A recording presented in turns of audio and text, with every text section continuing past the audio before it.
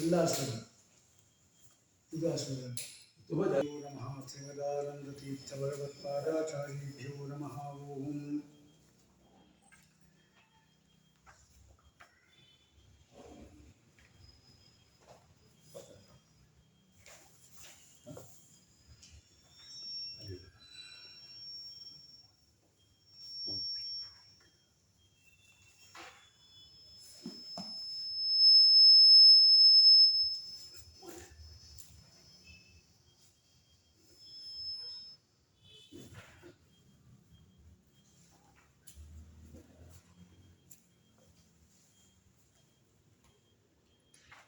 ಇದಕ್ಕೆ ಇದು ನೋಡ್ಬೇಕಲ್ಲ,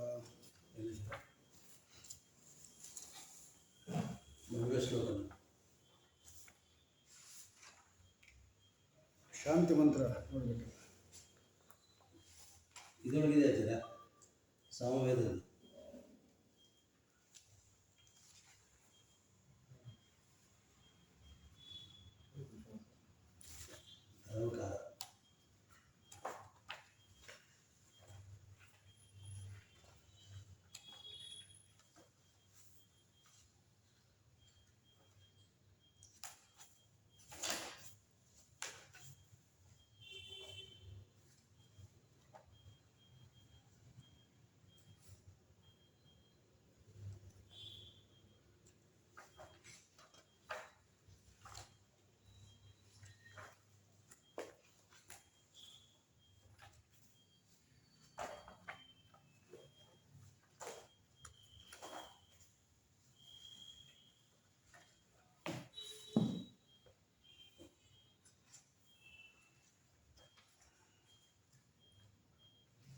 ಆಪ್ಯಾಯಂತು ಇದೆಯಲ್ಲ, ಅದೇ ಇದು.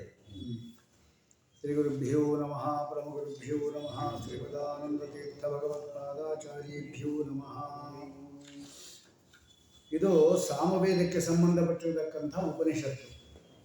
ಆದ್ದರಿಂದ ಅದಕ್ಕೆ ಸಂಬಂಧಪಟ್ಟಿರತಕ್ಕಂಥ ಒಂದು ಶಾಂತಿ ಮಂತ್ರ ಏನಿದೆ ಅದನ್ನು ನಾವು ತಿಳ್ಕೋಬೇಕು. ಅದರ ಅರ್ಥವನ್ನು ತಿಳ್ಕೊಂಡು ಆಮೇಲೆ ಮುಂದೆ ಶುರು ಮಾಡಬೇಕು. ಆಪ್ಯಾಯಂತು ಮಮಾಂಗಾನಿ ವಾಕ್ಪ್ರಾಣಚಕ್ಷುಃ ಶ್ರೋತ್ರಮಥೋ ಬಲಮಿಂದ್ರಿಯಾಣಿ ಚ ಸರ್ವಾಣಿ ಸರ್ವಂ ಬ್ರಹ್ಮೋಪನಿಷದಂ ಮಾಹಂ ಬ್ರಹ್ಮ ನಿರಾಕುರ್ಯಾಂ ಮಾಮಾ ಬ್ರಹ್ಮ ನಿರಾಕರೋತ್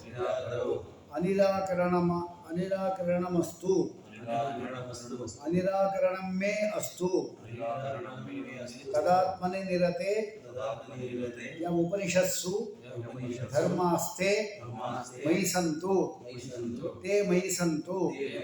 ಓಂ ಶಾಂತಿ ಶಾಂತಿ ಶಾಂತಿ. ಇಲ್ಲಿ ಆಪ್ಯಾಯಂತು ಮಮಾಂಗಾನಿ. ಆಪ್ಯಾಯಂತು ಅಂದರೆ ಪ್ಯಯಿಂಗ್ ವಿರುದ್ಧವು ಧಾತು. ಆಪ್ಯಾಯ ಸ್ವಸಮೇ ಅಂತ ಹೇಳ್ತೀವಲ್ಲ, ಅದು ಕೂಡ ಇದೇನೆ, ಅಭಿವೃದ್ಧಿ ಮಾಡಲಿ ಅಂತ ಅರ್ಥ. ಪ್ಯಯಿಂಗ್ ಪಾ ಬರಿಬೇಕು, ಆಮೇಲೆ ಯಾ ಬರಿಬೇಕು, ಐ ಬರಿಬೇಕು. ಅದು ಪ್ಯಯಿಂಗ್ ವೃದ್ಧವು ಅಂತ ಧಾತು. ಅಂದರೆ ಇಂದ್ರಿಯಗಳೆಲ್ಲವೂ ಕೂಡ ವೃದ್ಧವಾಗಲಿ. ಏನು ಪೈಂಗ್ ವೃದ್ಧವು ಎಂಬತಕ್ಕಂಥದ್ದು ಏನಿದೆ ಅದು ಯಾವುದು? ಮಮ ಅಂಗಾನಿ ಅಂತ ಹೇಳ್ತಾ ಇದ್ದಾರೆ. ನನ್ನ ಅಂಗಗಳೆಲ್ಲವೂ ಕೂಡ ಏನಾಗಬೇಕು? ಬೇಡ ಆಗಿದೆಯಾ? ಗ್ರೀನ್ ಬಂದಿದೆ.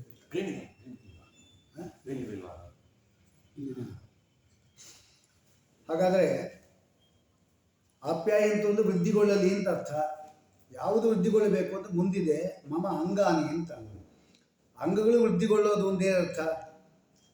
ಒಂದು ಮ್ಯಾಕ್ಸಿಮಮ್ ಒಂದು ಚಿಕ್ಕ ವಯಸ್ಸಿಂದ ಸ್ವಲ್ಪ ವರ್ಷಗಳ ಕಾಲ ಅದು ಅಭಿವೃದ್ಧಿ ಆಗುತ್ತೆ. ಆಮೇಲೆ ಅಥವಾ ನಿಂತು ಹೋಗುತ್ತೆ, ಅಷ್ಟೇ ಅಲ್ಲ. ಅಭಿವೃದ್ಧಿ ಆಗೋದು ಒಂದೇನು ಪ್ರಶ್ನೆ ಅಂದರೆ ಅದಕ್ಕೆ ಅರ್ಥ ಶಕ್ತಿಪೂರ್ಣ ಆಗೋದು ಅಂತ ಅರ್ಥ.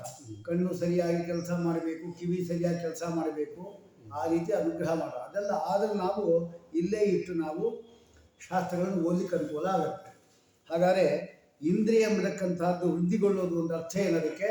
ಅದು ಒಳ್ಳೆ ಸಶಕ್ತವಾಗಲಿ ಅಂತ ಅರ್ಥ. ಇದನ್ನು ನಾವು ಹೇಳಿದಲ್ಲಿ ಹೇಳ್ತೀವಲ್ಲ, ಭದ್ರಂಕರಣೇ ಬಿಹಿ ಶೃಣುಯಾಮ ದೇವಾಹ, ಹೇ ದೇವಾಹ ಭದ್ರಂ ಮಂಗಳಕರವಾದದ್ದನ್ನೇ ಶೃಣುಯಾಮ ಅಂದರೆ ಕಿವಿಗಳಿಂದ ಕೇಳುವಂತೆ ಆಗಲಿ, ಕೆಟ್ಟದ್ದನ್ನೇ ಕೇಳೋದು ಬೇಡ. ಹಾಗೆ ಭದ್ರಂ ಪಶ್ಯೇಮ ಅಕ್ಷಭಿಹಿ ಕಣ್ಣು ಅಕ್ಷರಗಳಿಂದ ಭದ್ರಂ ಪಶ್ಯೇಮ ಒಳ್ಳೆಯ ಆದದ್ದನ್ನೇ ನೋಡೋಣ. ವಸ್ತುತ ಭದ್ರ ಅಂದರೆ ಪರಮಾತ್ಮ ಅಂತ ಅರ್ಥ. ಭದ್ರಂತು ವಾಸುದೇವೋಸು ಭದ್ರ ಮುಕ್ತಿ ಪ್ರದೋಯತಃ, ಭದ್ರ ಮಂಗಳಕರವಾದ ಮುಕ್ತಿಯನ್ನು ಕೊಡುವುದರಿಂದ ಪರಮಾತ್ಮನಿಗೆ ಭದ್ರ ಅಂತ ಹೆಸರು. ಅದು ಭದ್ರಂ ಕರ್ಣೇಭಿಹಿ ಅಂದರೆ ಪರಮಾತ್ಮನ ಕಥೆಗಳನ್ನೇ ಕೇಳೋಣ, ಕೇಳುವಂತಾಗಲಿ. ಹಾಗೆ ಭದ್ರಂ ಪಶ್ಯೇಮಾಕ್ಷಭಿರ್ ಯಜತ್ರಾಹ, ಯಾಗ ಮಾಡತಕ್ಕಂಥವರಾಗಿ ನಾವು ಪರಮಾತ್ಮನನ್ನೇ ನೋಡೋಣ. ಎಲ್ಲಿವರೆಗಿದು? ಸ್ಥಿರೈಹಿ ಅಂಗೈಹಿ ಅಂದರೆ ಸ್ಥಿರವಾದ ಅಂಗಗಳು ಇರುವಷ್ಟು ಕಾಲವೂ ಕೂಡ ಅಂತರ್ಥ. ಅಂದರೆ ಆರೋಗ್ಯಪೂರ್ಣವಾದಕ್ಕಂಥ ಅಂಗಾಂಗಗಳಿಂದ ಅಂದರೆ ಅದು ಶಕ್ತಿಪೂರ್ಣವಾಗಿ ನಾವು ಏನು ಮಾಡೋಣ?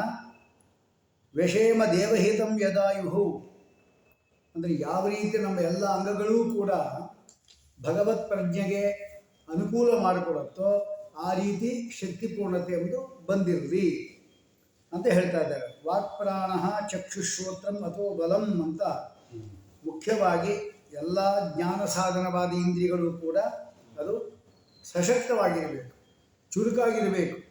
ಹಾಗೆ ಅನುಗ್ರಹ ಮಾಡಿ ಅಂತ ಹೇಳ್ತಾ ಇದ್ದಾರೆ. ವಾಗೀಂದ್ರಿಯ ಎಂಬತಕ್ಕಂಥದ್ದು ಭಗವಂತನ ಸ್ತೋತ್ರಕ್ಕೆ ಮೀಸಲಾಗಿರಲಿ.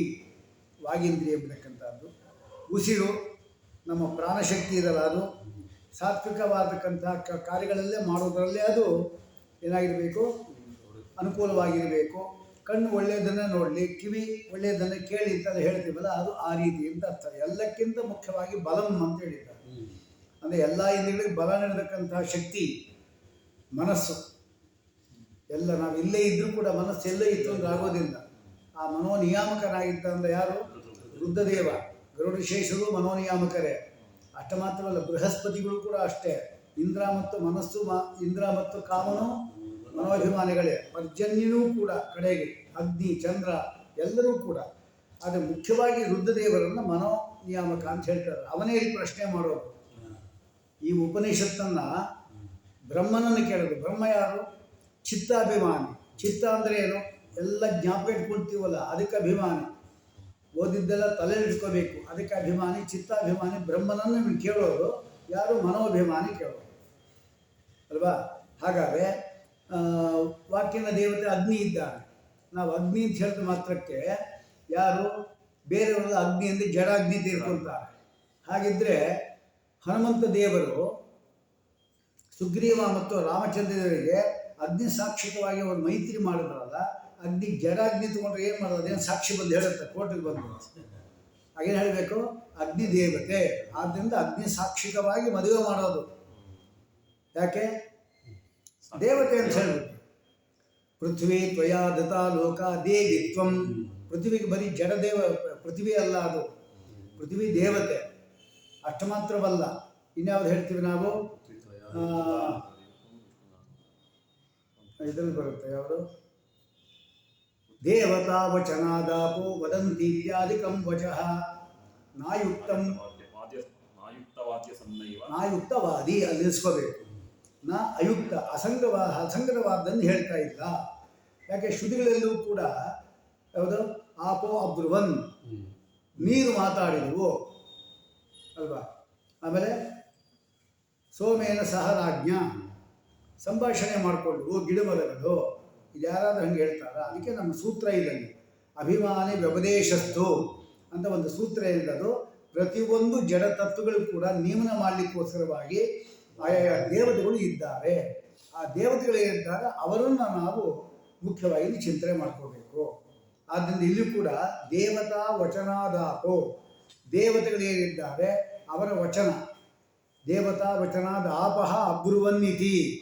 ಆಪೋ ಅಬ್ರುವನ್ನಿಂದ ಅಭಿಮಾನಿಯಾದ ವರುಣ ಮಾತಾಡ್ದ ಅಂತ ಅರ್ಥ ಅಲ್ವಾ? ಆದ್ದರಿಂದ ನಾ ಅಯುಕ್ತವಾದಿ ಶ್ರುತಿ.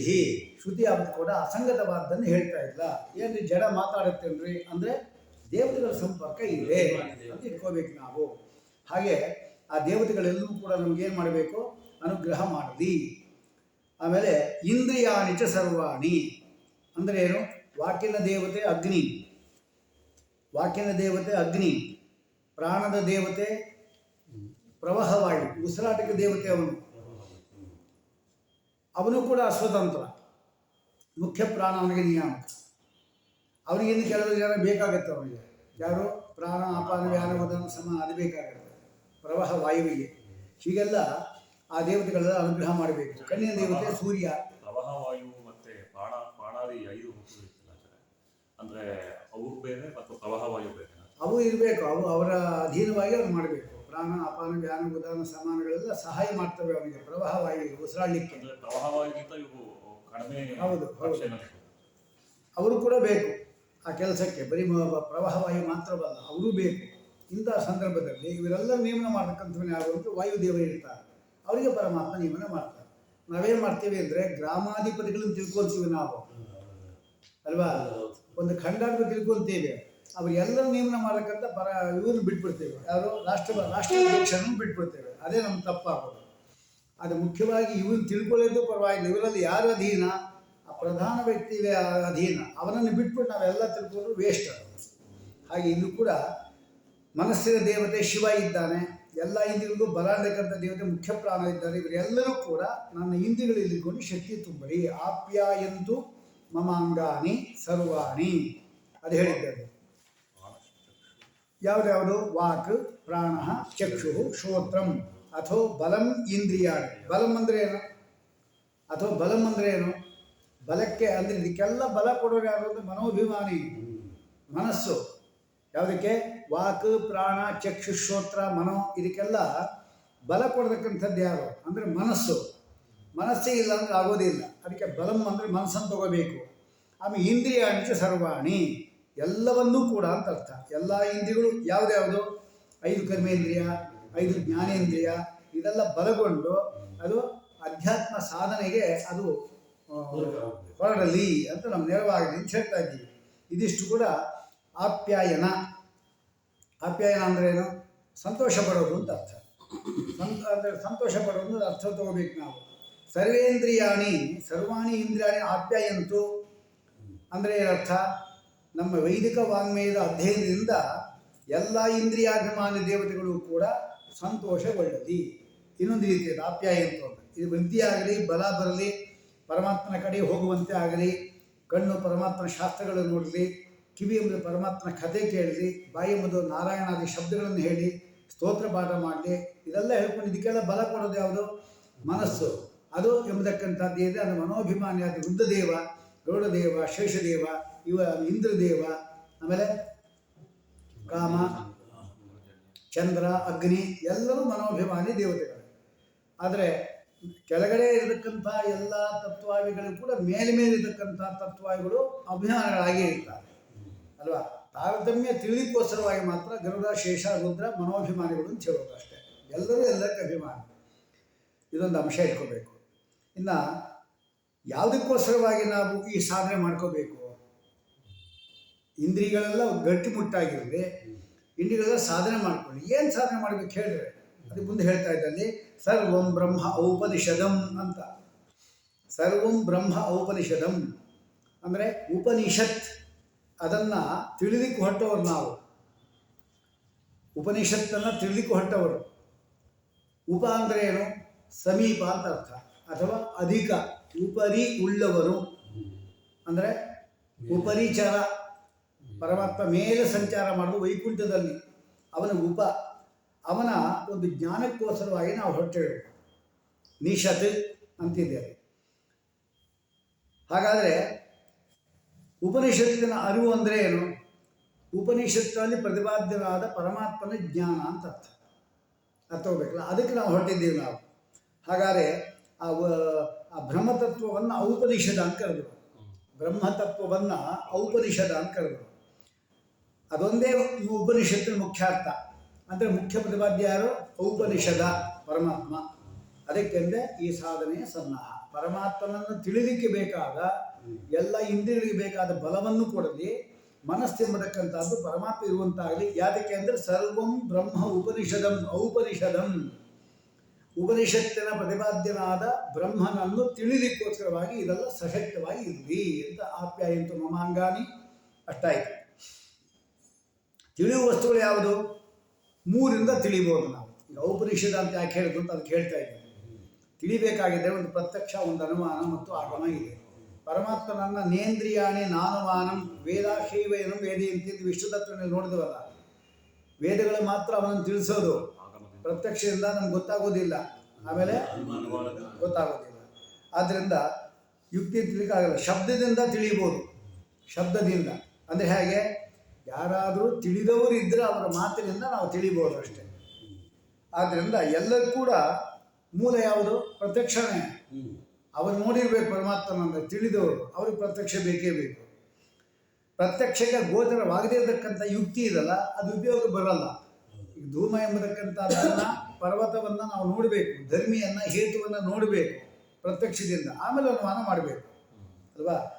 ಅದಕ್ಕೆ ಸಂಸ್ಕೃತದಲ್ಲಿ ಅದನ್ನು ಅನುಮಾನ ಅಂತ ಹೇಳೋದು. ಹಾಗೆ ಅಂದರೆ ಪ್ರತ್ಯಕ್ಷದಿಂದ ನಾವು ನೋಡಿ ಆದಮೇಲೆ ಅದರ ಬೆಂಬಲ ಇರುವ ಯಾವುದು? ಅನುಮಾನ ಮಾತ್ರ ಅನುಮಾನ ಅನ್ಸ್ಕೊಳ್ಳುತ್ತೆ. ಅಂತಹ ಪ್ರತ್ಯಕ್ಷವನ್ನು ಆಗಮವನ್ನು ನಾವು ಅನುಸರಿಸಿದಾಗ ಮಾತ್ರ ಮಾನವಾಗುತ್ತೆ ಅದು ಅನುಮಾನ. ಅದು ಕೂಡ ಸ್ವತಂತ್ರ ಪ್ರಮಾಣ ಅಲ್ಲ ಅಂತ ಆಗುತ್ತೆ ಅಲ್ವಾ? ಕಾಣದೇ ಇರತಕ್ಕಂಥ ವಿಚಾರದಲ್ಲಿ ತರ್ಕ ಯಾವುದು ಕೂಡ ಮಾಡಲಿಕ್ಕೆ ಬರೋಲ್ಲ. ಕಾಣದೇ ಇರತಕ್ಕಂಥ ವಿಚಾರದಲ್ಲಿ ಅಂದರೆ ಈಗ ಸ್ವರ್ಗ ನರಕ ಇದೆಯಲ್ಲೋ ಅನುಮಾನ ಮಾಡಬಹುದು ಅಲ್ವಾ? ಆದರೆ ಭಗವಂತ ಮಾತ್ರ ಪ್ರತ್ಯಕ್ಷಕ್ಕೆ ಸಿಗೋದಿಲ್ಲ, ಅವನ ಬಗ್ಗೆ ತರ್ಕವೂ ಕೂಡ ಸಾಧ್ಯ ಇಲ್ಲ ಅಂತ ಆಯಿತು. ಹಾಗಾದರೆ ಭಗವಂತ ಬಗೆಯತಕ್ಕಂಥದ್ದು ಯಾವುದು? ಶಾಸ್ತ್ರೀಯನಿತ್ವಾದ ಓಂ ಶಾಸ್ತ್ರಂ ಪ್ರಮಾಣಂ ಯೋನಿ ಜ್ಞಪ್ತಿ ಕಾರಣಂ ಅಸ್ಯ. ಪರಮಾತ್ಮನನ್ನು ತಿಳ್ಕೋಬೇಕಾಗಿದೆ, ಶಾಸ್ತ್ರ ಮಾತ್ರ ಬೇಕು ಅಂತ ಅರ್ಥ. ಹಾಗೆ ಯಾರು ಸತ್ಯವನ್ನು ಕಂಡಿದ್ದಾರೋ ಅವರ ಮಾತು ನಮಗೆ ನಂಬಲಿಕ್ಕೆ ಅರ್ಹವಾಗುತ್ತೆ ಅಲ್ವಾ? ಯಾರು ನೋಡಿದ್ದಾರೋ ಅವರನ್ನು, ನೋಡದೇ ಇರತಕ್ಕಂಥ ವ್ಯಕ್ತಿಗಳು ಅದನ್ನು ವರ್ಣನೆ ಮಾಡಿದ್ರೆ, ಈಗ ಹಿಮಾಲಯ ಪರ್ವತವನ್ನು ನೋಡ್ಕೊಂಡು ಬಂದವರು ವರ್ಣನೆ ಮಾಡೋದಕ್ಕೂ ಸುಮ್ಮನೆ ಚಿತ್ರ ನೋಡಿ ವರ್ಣನೆ ಮಾಡೋದಕ್ಕೂ ಎಷ್ಟು ಅಜಗಜ ಅಂತ. ಹಾಗೆ ಪರಮಾತ್ಮನ ನೋಡಿದವರು ಇರ್ತಾರಲ್ಲ, ಅವರು ಮಾತ್ರ ನಮಗೆ ಪ್ರಮಾಣ. ಆದ್ದರಿಂದ ವೇದದ್ರಷ್ಟರಾಗತಕ್ಕಂಥ ಋಷಿಗಳಿದ್ದಾರಲ್ಲ, ಅವರು ಸಾಕ್ಷಾತ್ಕಾರ ಮಾಡಿಕೊಂಡಿರ್ತಾರೆ. ಅವರ ಮಾತು ಏನಿದೆ ನಮಗೆ ವಿಶೇಷವಾಗಿ ಅವರ ಅಂತಃಸ್ಫುರಣ ಇರ್ತಲ್ಲ, ಅದನ್ನು ಇಲ್ಲಿ ದಾಖಲೆ ಮಾಡಿರ್ತಾರೆ. ಆದ್ದರಿಂದ ಅವರ ಮಾತಿನ ಮೂಲಕ ನಾವು ತಿಳಿಬೋದು. ಅದೇ ವೇದಗಳು ಅಂದರೆ ಆ ವೇದ ಭಾಗವನ್ನು ಕಂಡು ಹಿಡ್ಕೊಂಡಿರತಕ್ಕಂಥದ್ದು ಏನಿದೆ ಅದೇ. ಬ್ರಹ್ಮವನ್ನು ಅವ್ರು ಹ್ಯಾಕೆ ಕಂಡ್ರು ಅಂತ ಪ್ರಶ್ನೆ ಬಂದರೆ, ಸರ್ವಂ ಬ್ರಹ್ಮ, ಎಲ್ಲವೂ ಬ್ರಹ್ಮ ಅಂತ ಕಂಡ್ರು ಅವರು. ಅಂದರೆ ಪ್ರತಿಯೊಂದೂ ಕೂಡ ಎಲ್ಲವೂ ಬ್ರಹ್ಮ ಅಂದರೆ ಏನು? ಸರ್ವಂ ಸಮಾಪ್ನೋಷಿ ತಥೋಸಿ ಸರ್ವ. ಎಲ್ಲ ಕಡೆ ಕೂಡ ವ್ಯಾಪಿಸ್ಕೊಂಡು ಅಂತರ್ನಿಯಾಮಕನಾಗಿ ಇರೋದರಿಂದ ನೀನು ಸರ್ವ ಅಂತ ನೀನು ಕರೀತಾರೆ ಅಂತ. ಪುರುಷ ಏ ವೇದಂ ಸರ್ವಂ ಅಂತ ಹೇಳಿದ್ವಾ? ಈ ಜಗತ್ತೆಲ್ಲೂ ಕೂಡ ಪುರುಷನೇ. ಅಂದರೆ ಈ ಹುಲ್ಲು ಮಣ್ಣು ಕಲ್ಲು ಎಲ್ಲೂ ಕೂಡ ಪರಮಾತ್ಮ ಅಂತ ಹೇಳ್ತಾರ? ಅಂದರೆ ಪರಮಾತ್ಮ ಅಧೀನ ಎಂಬ ಅರ್ಥದಲ್ಲಿ ಸರ್ವಂ ಅಂದರೆ ಎಲ್ಲವೂ ಬ್ರಹ್ಮ ಅಂದರೆ ಏನು ಅಂದರೆ ಅದಕ್ಕೆ ಅರ್ಥ ಏನು? ಅದೇ ಎಲ್ಲವೂ ಬ್ರಹ್ಮ ಅಂದರೆ ಶಾಸ್ತ್ರಗಳಲ್ಲಿ ಎಲ್ಲವೂ ಅದರ ಅಧೀನ ಎಂಬ ಅರ್ಥದಲ್ಲಿ ಹೇಳಬೇಕು. ಅಥವಾ ಎಲ್ಲವೂ ಕೂಡ ನಿಯಮನ ಮಾಡುವನನ್ನು ಕೂಡ ನಾವು ಎಲ್ಲವೂ ಅವನೇ ಅಂತ ಹೇಳ್ತೀವಿ ನಾವು. ಅದೆಲ್ಲ ಲೋಕದಲ್ಲಿ ವ್ಯವಹಾರ ಇದಲ್ಲ. ಸರ್ವಂ ಬ್ರಹ್ಮ ಅಂದರೆ ಎಲ್ಲವೂ ಬ್ರಹ್ಮನೇ. ಎಲ್ಲವೂ ಬ್ರಹ್ಮ ಅಂದರೆ ಕಲ್ಲು ಮಣ್ಣು ಮಸಿ ಎಲ್ಲ ಬ್ರಹ್ಮ ಅಂದರೆ ಅಲ್ಲ. ಅಂದರೆ ಆ ಪರಮಾತ್ಮನ ಹೆಸರು ನಾವು ಹೇಳ್ತೀವಿ ಲೋಕದಲ್ಲಿ. ಯಾರೋ ಒಬ್ಬ ವ್ಯಕ್ತಿ ಪ್ರತಿಯೊಂದಕ್ಕೂ ಅವನೇ ಪ್ರಭಾವಿ ವ್ಯಕ್ತಿಯಾಗಿದೆ. ಏನು ಅಂತೀವಿ ನಾವು? ಎಲ್ಲವೂ ಅವನೇ, ಎಲ್ಲವೂ ಅವನದೇ ರೀ, ನಮ್ಮದೇನಿಲ್ಲ ಅಂತ ಹೇಳ್ಬಿಡ್ತಾರೆ. ಅಂದರೆ ಎಲ್ಲವೂ ಅವನೇನಾ? ಪಂಚಾಮೃತವೂ ಅವನೇ, ರಾಯರು ಅವನೇ, ಆಮೇಲೆ ಪ್ರಾಣದೇವರು ಎಲ್ಲ ಅವನೇ ಅಂತ ಹೇಳ್ತಾರ. ಅಂದ ಅರ್ಥ ಏನು? ಎಲ್ಲವೂ ನೀವೇ ಅಂತ ಅರ್ಥ ಏನು ಅಂದರೆ ಸರ್ವ ಸಮರ್ಥರು ಅಂತ ಅಷ್ಟೇ ಅರ್ಥ. ಸರ್ವ ಸಮರ್ಥರನ್ನು ಆ ರೀತಿ ಕರೀತಾರೆ ಅಷ್ಟೇ, ಎಲ್ಲವೂ ನೀವೇ ಅಂತ. ಅದಕ್ಕೇನು ತಾತ್ಪರ್ಯ? ಅದಕ್ಕೆ ಯು ಆರ್ ಆಲ್ ಅಂದರೆ ಅರ್ಥ, ಎಲ್ಲವೂ ನೀವೇ ಅಂದರೆ ಅರ್ಥ. ಯು ಆರ್ ಪವರ್ಫುಲ್ ಅಂತ, ನೀವು ಸಾಮರ್ಥ್ಯವುಳ್ಳ ವ್ಯಕ್ತಿಗಳು. ಅದಕ್ಕೆ ಅವನು ಹಂಗೆ ಹೇಳ್ಬೋದು. ಆಮೇಲೆ ಸರ್ವೇಶತ್ವಾತ್, ಸರ್ವರಿಗೆ ಒಡೆಯನಾದ್ದರಿಂದ. ಸರ್ವಗತತ್ವಾತ್, ಸರ್ವಸ್ಯ ಪ್ರಭವಾಪ್ಯಯಾತ್, ಎಲ್ಲರಿಗೂ ಉತ್ಪತ್ತಿ ನಾಶ ಮಾಡೋದರಿಂದ, ಎಲ್ಲರಿಗೂ ನಿಯಾಮಕನಾಗಿರೋದರಿಂದ, ಆಮೇಲೆ ಎಲ್ಲ ಕಡೆ ಇರುವುದರಿಂದಲೂ ಕೂಡ ಅಲ್ಲ. ಅಷ್ಟು ಮಾತ್ರವಲ್ಲ, ಸರ್ವಸ್ಯ ಸರ್ವದಾ ಜ್ಞಾನಾತ್, ಎಲ್ಲ ವಸ್ತುಗಳ ಜ್ಞಾನ ಯಾವಾಗಲೂ ಇರೋದರಿಂದ ಪರಮಾತ್ಮನ ಸರ್ವ ಅಂತ ಕರೀತಾರೆ. ಏನೋ ಎಲ್ಲ ಸರ್ವೇಶತ್ವಾದ ಮೊದಲು ಎಲ್ಲರಿಗೆ ಈಶ, ಸರ್ವಗತ, ಸರ್ವಸ್ಯ ಪ್ರಭವ ಅಪ್ಯಯ, ಅಂದರೆ ಉತ್ಪತ್ತಿ ನಾಶಕ್ಕೆ ಅವನೇ ಕಾರಣ. ಸರ್ವಸ್ಯ ಸರ್ವದಾ ಜ್ಞಾನಾತ್ ಸರ್ವಮೇನ ಪ್ರಜಕ್ಷತೆ ಅಂತ ಎಂಬುದಾಗಿ ಈ ಶಾಸ್ತ್ರದಲ್ಲಿ ಕೂಡ ಈ ಅರ್ಥವನ್ನು ಹೇಳಿದ್ದಾರೆ. ಅದಕ್ಕೆ ಸರ್ವಂ ಸಮಾಪ್ನೋಷಿ ತತ್ವೋಸಿ ಸರ್ವ ಅಂದರೆ ಏನು, ಸರ್ವ ಸಮರ್ಥನಾದ್ದರಿಂದ ನಿನ್ನ ಸರ್ವ ಅಂತ ಕರೀತಾರೆ ಅಂತ ಹೀಗೆ ಕರೆದರು. ಹಾಗೆ ಬ್ರಹ್ಮ ಎಂಬತಕ್ಕಂಥದ್ದು ಏನಿದೆ ಅದು ಸರ್ವಂ ಬ್ರಹ್ಮ ಅಂದರೆ ಸಮರ್ಥವಾದದ್ದು ಏನಿದೆ ಅದು ಬ್ರಹ್ಮ ಅಂತ ಹೇಳಿದಾಗ ಆಯ್ತು. ಈಗ ಅವನನ್ನು ತಿಳ್ಕೊಳ್ಳೋದು ಹೇಗೆ? ಹಾಗೆ ಸರ್ವಂ ಬ್ರಹ್ಮ ಉಪನಿಷದಂ ಅಂದರೆ ಏನು, ಸರ್ವಜ್ಞ ಭಗವಂತ ಇದ್ದಾದವನು ಸರ್ವಜ್ಞನಾದವನು, ಸರ್ವಗತನಾದವನು, ಆಮೇಲೆ ಸರ್ವತ್ರ ವ್ಯಾಪ್ತನಾದವನು, ನಿಯಾಮಕನಾದವನು, ಸರ್ವ ಸಮರ್ಥ, ಅದಕ್ಕೆ ಅವನು ಸರ್ವಂ ಬ್ರಹ್ಮ ಅಂತ ಕರೆದರು. ಅದನ್ನೇ ನೇಂದ್ರಿಯಾಣಿ ನಾನಮಾನಂ ವೇದಾಕ್ಷೇವಂ ವೇದಯಂತಿ ತಸ್ಮಾದಾಹು ವೇದಯತಿ. ಮತ್ತು ಬ್ರಹ್ಮತತ್ವದ ಬಳಿ ನಮ್ಮ ಪ್ರಾರ್ಥನೆ ಏನು ಪ್ರಾರ್ಥನೆ ಮಾಡಬೇಕು? ಇಷ್ಟು ಹೇಳಿಬಿಟ್ವಿ. ಈಗ ಇಂದ್ರಿಯಗಳೆಲ್ಲ ಚೆನ್ನಾಗಿರಲಿ ಅಲ್ವಾ, ಎಲ್ಲ ಸರಿ ಹೇಳಿದ್ವಿ. ನಮ್ಮ ಪ್ರಾರ್ಥನೆ ನಾವು ಮುಂದೆ ಕೇಳೋದು ಅಂದರೆ ಮುಂದಿನ ವಾಕ್ಯ ಏನು, ಮಾಹಂ ಬ್ರಹ್ಮ ನಿರಾಕುರ್ಯಾಂ ಮಾ ಬ್ರಹ್ಮ ನಿರಾಕರೋದು ಅಂತ. ಬ್ರಹ್ಮತತ್ವವನ್ನು ನಾನು ನಿರಾಕರಣೆ ಮಾಡೋದಿಲ್ಲ, ಇಲ್ಲ ಅಂತ ಹೇಳೋದಿಲ್ಲ. ಬ್ರಹ್ಮತತ್ವ ಇದ್ದೇ ಇದೆ. ಅದರ್ಥ ಏನರ್ಥ? ಮಾ ಅಹಂ ನಾನು ಬ್ರಹ್ಮ ಪರಮಾತ್ಮ ಬ್ರಹ್ಮತತ್ವವನ್ನು ನಿರಾಕರಣೆ ಮಾಡೋದಿಲ್ಲ, ಇಲ್ಲ ಅಂತ ಹೇಳೋದಿಲ್ಲ. ನಾನು ಆಸ್ತಿಕ ವ್ಯಕ್ತಿಯೇ. ಹಾಗೆ ಬ್ರಹ್ಮತತ್ವವು ಕೂಡ ನನ್ನನ್ನು ನಿರಾಕರಣೆ ಮಾಡದೇ ಇರಲಿ. ಅಲ್ಲಿ ಎರಡು ಅರ್ಥ. ಅಂದರೆ ನನ್ನನ್ನು, ಅಂದರೆ ಬೇಡ, ಮೊದಲು ಬೇಡ ಅಷ್ಟೇ ಅರ್ಥ. ನನ್ನನ್ನು ಬ್ರಹ್ಮ ಪರಮಾತ್ಮ ಇದ್ದಾನವನು ನಿರಾಕರೋದು ಅಂದರೆ ನಿರಾಕರಣೆ ಮಾಡದೇ ಇರಲಿ. ಏನು ನಿರಾಕರಣೆ ಮಾಡೋದು ಅಂದರೆ ನಮ್ಮನ್ನ ಯಾಕೆ ನಿರಾಕರಣೆ ಮಾಡೋದು? ಅದನ್ನ ಯಾಕೆ ಕೇಳಬೇಕು ಅಂದರೆ ಈ ಶ್ರೀಸೂಕ್ತದೇ ಹೇಳ್ತಾರೋ, ತೊಮ್ಮಾಂ ಭಜಸ್ವ ಪದ್ಮಾಕ್ಷಿ, ನೀನು ಕೂಡ ನನ್ನನ್ನು ಭಜಿಸು ಅಂತ. ಲಕ್ಷ್ಮೀದೇವಿ ನಮ್ಮನ್ನು ಭಜಿಸೋದು, ನಾನೇನನ್ನು ಭಜಿಸ್ತೇನೆ, ನೀನು ನನ್ನನ್ನು ಭಜಿಸು ಅಂತ. ಇಲ್ಲಿ ಗಂಡ ಹೆಂಡತಿರೋದಾದರೆ ಅದು ಕೂಡತ್ತದು. ನಾವು ಭಕ್ತರು, ಲಕ್ಷ್ಮೀದೇವಿ ಸಾಕ್ಷಾತ್ ದೇವಿಯವರು, ಅವಳು ನನ್ನನ್ನು ಮಾಡೋದು ಒಂದು ಅರ್ಥ ಏನು ಅಂದರೆ, ನಾನು ನಿನ್ನ ಸ್ತೋತ್ರ ಮಾಡ್ತಾ ಇರ್ತೇನಮ್ಮ, ನನ್ನನ್ನು ಮಾತ್ರ ನೀನು ಭಜಿಸು ಅಂದರೆ ಅರ್ಥ ಏನದಕ್ಕೆ ಅಂದರೆ, ನನ್ನನ್ನು ಯಾವತ್ತೂ ಕೂಡ ನನ್ನ ಮೇಲೆ ಆಗ್ರಹಗೊಳ್ಳಬೇಡ ಅಷ್ಟೇ, ಅದು ತಾತ್ಪರ್ಯ. ಹಾಗೆ ಬ್ರಹ್ಮನಿರಾಕರ ತ್ವಮ್ಮಾಂ ಭಜಸ್ವ ಪದ್ಮಾಕ್ಷಿ ಏನು ಸೌಖ್ಯಂ ಲಭಾಮ್ಯಹಂ ಅಂದರೆ ನಾನು ನಿನ್ನನ್ನು ಬೆಳೆಸ್ತೇನೆ ಅಷ್ಟೇ ಅಲ್ಲ, ನೀನು ಕೂಡ ನನ್ನನ್ನು ಭಜಿಸಬೇಕು. ಇಲ್ಲಿ ಭಜನೆ ಅಂದರೆ ಏನು? ಪ್ರೀತಿಸೋದು ಅಂತ ಅರ್ಥ. ಭಜ ಸೇವಾಯ ಅನ್ನೋದು, ಸೇವಿಸೋದು ಅಂದರೆ ಏನರ್ಥ? ಸೇವಿಸೋದು ಪ್ರೀತಿ ಮಾಡೋದು ಅಂತ ಅರ್ಥ. ನಾನು ನಿನ್ನನ್ನು ಭಕ್ತಿಯಿಂದ ಸ್ತೋತ್ರ ಮಾಡ್ತೇನೆ, ನಿನ್ನ ಕೃಪಾದಿಷ್ಟ ನನ್ನ ಮೇಲೆ ಇಲ್ಲಿಮ್ಮ ಅಂತ ಕೇಳೋದು. ಹಾಗೆ ಇಲ್ಲಿ ಕೂಡ ನಾನು ಬ್ರಹ್ಮನ ನಿರಾಕರಣೆ ಮಾಡೋದಿಲ್ಲ, ಬ್ರಹ್ಮನೂ ಕೂಡ ನನ್ನ ನಿರಾಕರಣೆ ಮಾಡೋದು ಬೇಡ ಅಂತ ಪ್ರೀತಿಯಿಂದ ನೋಡಲಿ ಅಂತ ಪರಿ ಬಂತೀಗ. ಭಜನೆ ಅಂದರೆ ಪ್ರೀತಿ ಅಂತ ಅರ್ಥ. ಅದು ಅಂದರೆ ನಾವು ದೇವರನ್ನು ಪ್ರೀತಿ ಮಾಡೋದು ಸಾಲದು. ಈಗ ನಾವು ಹೋಗಿ ಗಂಗೆಯಲ್ಲಿ ಮುಳುಗಿಬಿಟ್ರೆ ಸಾಕ, ಶುದ್ಧಿ ಹೋಗ್ತೀವ? ಗಂಗೆ ನಮ್ಮನ್ನು ಶುದ್ಧಿ ಮಾಡಬೇಕು. ಯಾಕೆಂದರೆ ಅದಕ್ಕೆ ಅನುಸಂಧಾನಾದಿಗಳು, ಸಂಕಲ್ಪಾದಿಗಳು, ಅದರಲ್ಲಿ ದೇವರ ಗಂಗೆಯಲ್ಲಿ ಒಂದೊಂದು ಕಣದಲ್ಲಿ ಕೂಡ ಪರಮಾತ್ಮ ಇದ್ದನೆಂಬತಕ್ಕಂಥ ಭಾವನೆ ಇದ್ದೋನು ಅದು ಪವಿತ್ರಗೊಳಿಸ್ತದೆ.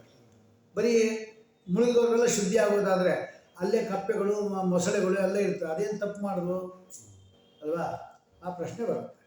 ಅದಕ್ಕೋಸ್ಕರವಾಗಿ ಭಜನೆ ಅಂದರೆ ಪ್ರೀತಿ ಮಾಡೋದು ಅಂತ ಅರ್ಥ. ಹಾಗೆ ಬ್ರಹ್ಮತತ್ವವನ್ನು ನಾನು ಬ್ರಹ್ಮತತ್ವ ಸ್ವೀಕಾರ ಮಾಡ್ತೇನೆ, ಬ್ರಹ್ಮತತ್ವ ನನ್ನನ್ನು ಸ್ವೀಕಾರ ಮಾಡಬೇಕು ಅಂದರೆ ಏನು? ಅದು ನನಗೆ ಅನುಗ್ರಹ ಮಾಡಬೇಕು ಎಂಬ ತಾತ್ಪರ್ಯ ಅಷ್ಟೇ. ಅಂದರೆ ಏನು? ಬ್ರಹ್ಮನನ್ನು ನಿರಾಕರಣೆ ಮಾಡಿ ಉಪನಿಷತ್ತು ಓದಿದ್ರೆ ಏನು ಪ್ರಯೋಜನ? ಬ್ರಹ್ಮನೇ ಇಲ್ಲರಿ ಅನ್ನೋದು ಉಪನಿಷತ್ತು ಓದ್ತಾ ಇರೋದು, ಏನು ಪ್ರಯೋಜನ? ರಾಮನನ್ನು ತಿರಸ್ಕಾರ ಮಾಡೋದು, ರಾಮಾಯಣ ಓದೋದು, ಅದು ಓದಿರೋ ಒಂದೇ ಬಿಟ್ಟು ಒಂದೇ. ಆ ರೀತಿ ಅರ್ಥವನ್ನು ನಾವು ಇಟ್ಕೋಬೇಕಲ್ಲಿ. ಆಮೇಲೆ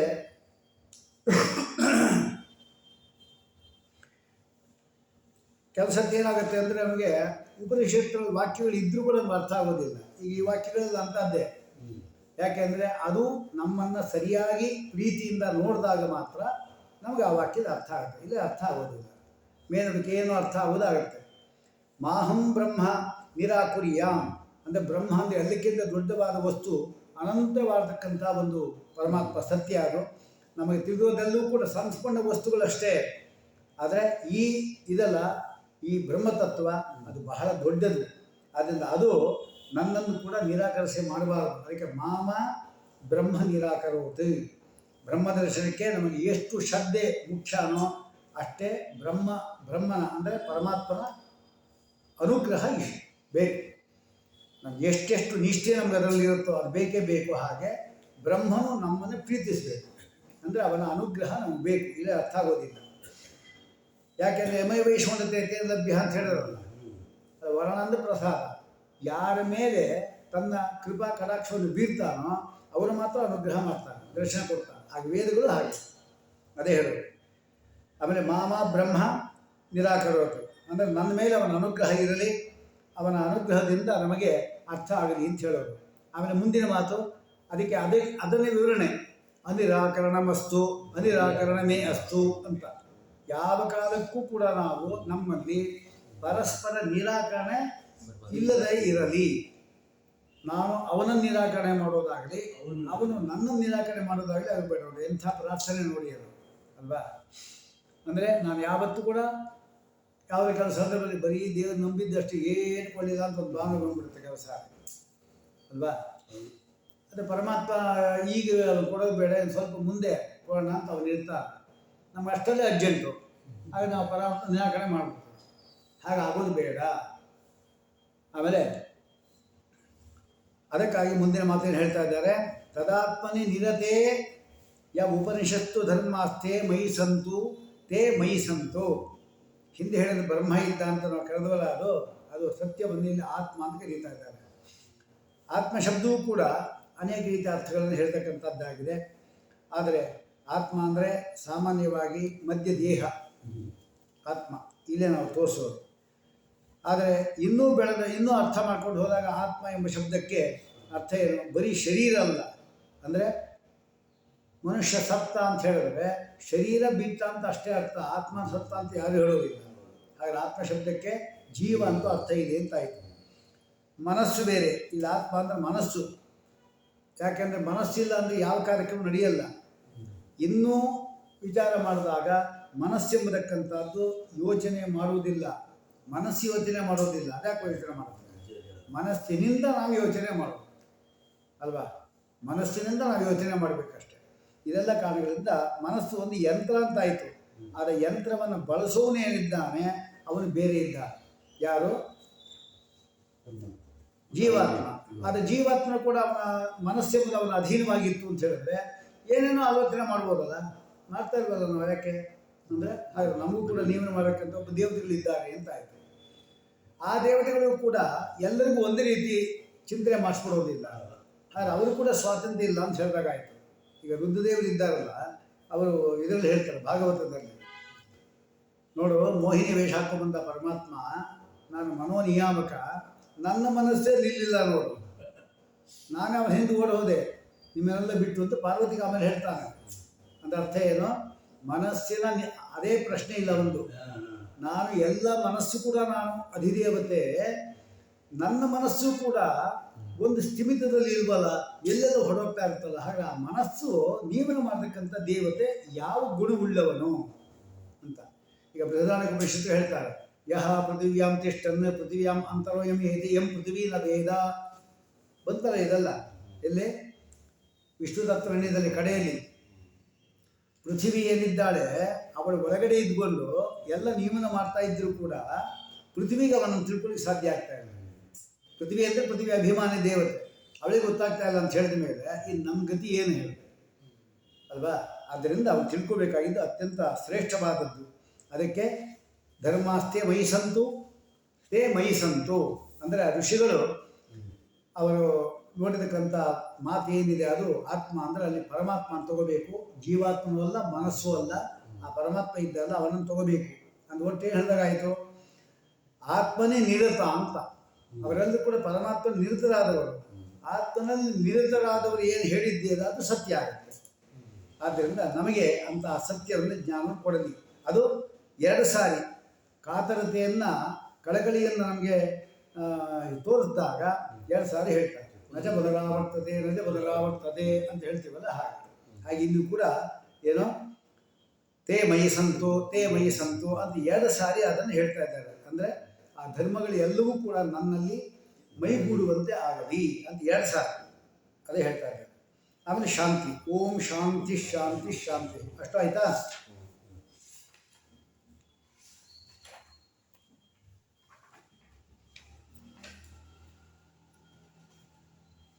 ಓಂ ಆಪ್ಯಾಯಂತು ಮಮಾಂಗಾನಿ ವಾಕ್ ಪ್ರಾಣಃ ಚಕ್ಷುಃ ಶ್ರೋತ್ರಂ ಅಥೋ ಬಲಂ ಇಂದ್ರಿಯಾಣಿ ಸರ್ವಾಣಿ ಸರ್ವಂ ಬ್ರಹ್ಮ ಔಪನಿಷದಂ ಮಾಹಂ ಬ್ರಹ್ಮ ನಿರಾಕುರ್ಯಾಂ ಮಾಮ ಬ್ರಹ್ಮ ನಿರಾಕರೋತ್ ಅನಿರಾಕರಣಮಸ್ತು ಅನಿರಾಕರಣಂ ಮೇ ಅಸ್ತು ತದಾತ್ಮನೆ ನಿರತೆಯ ಉಪನಿಷತ್ಸು ಧರ್ಮಾಸ್ತೆ ಮಯಿ ಸಂತು.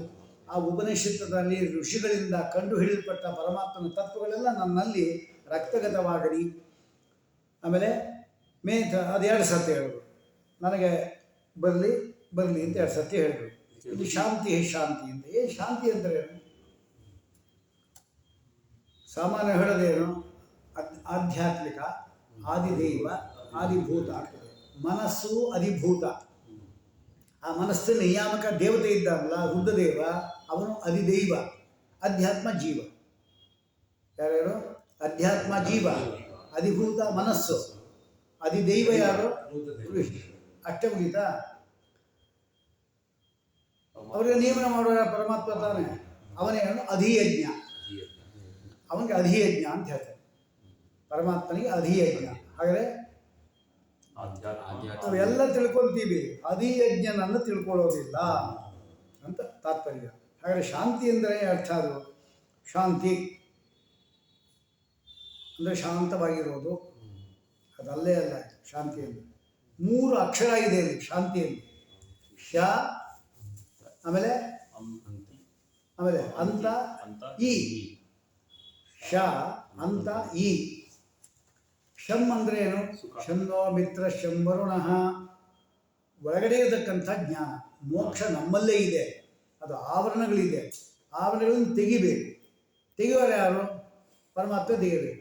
ಬಂಧಕೋ ಭವಪಾಶೇನ ಭವಪಾಶಾಂಚ ಮೋಚಕ.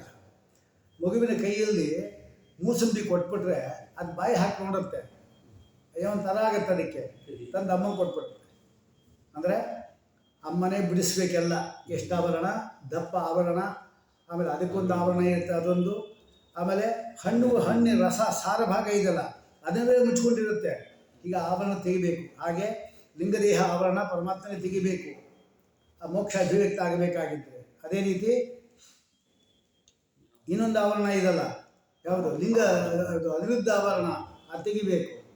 ಆಮೇಲೆ ಸ್ಥೂಲ ದೇಹ ಆವರಣ ತೆಗಿಬೇಕು. ಆಗ ನಮ್ಮ ಸಂತೋಷ ಎಂಬುದು ಅಭಿವ್ಯಕ್ತವಾಗುತ್ತೆ. ಹಾಗೆ ಶಂ ಅಂದರೆ ಏನು? ಆನಂದ. ಈ ಅಂದರೆ ಇಣುಗತವು. ಈ ಶಾಂತಿ ಎಂಬುದು ಈ ಇದಲ್ಲ, ಅದು ಇಣುಗತವು. ಗತಿ ಅಂದರೆ ಜ್ಞಾನ. ಹಾಗಾದರೆ ಜ್ಞಾನ ಅಂತ ಅರ್ಥ ಇದೆ. ಶಂ ಅಂದರೆ ಆನಂದ, ಈ ಅಂದರೆ ಜ್ಞಾನ, ಅಂತ ಅಂದರೆ ನಿರ್ಣಯ, ಪರಾಕಾಷ್ಠತೆ.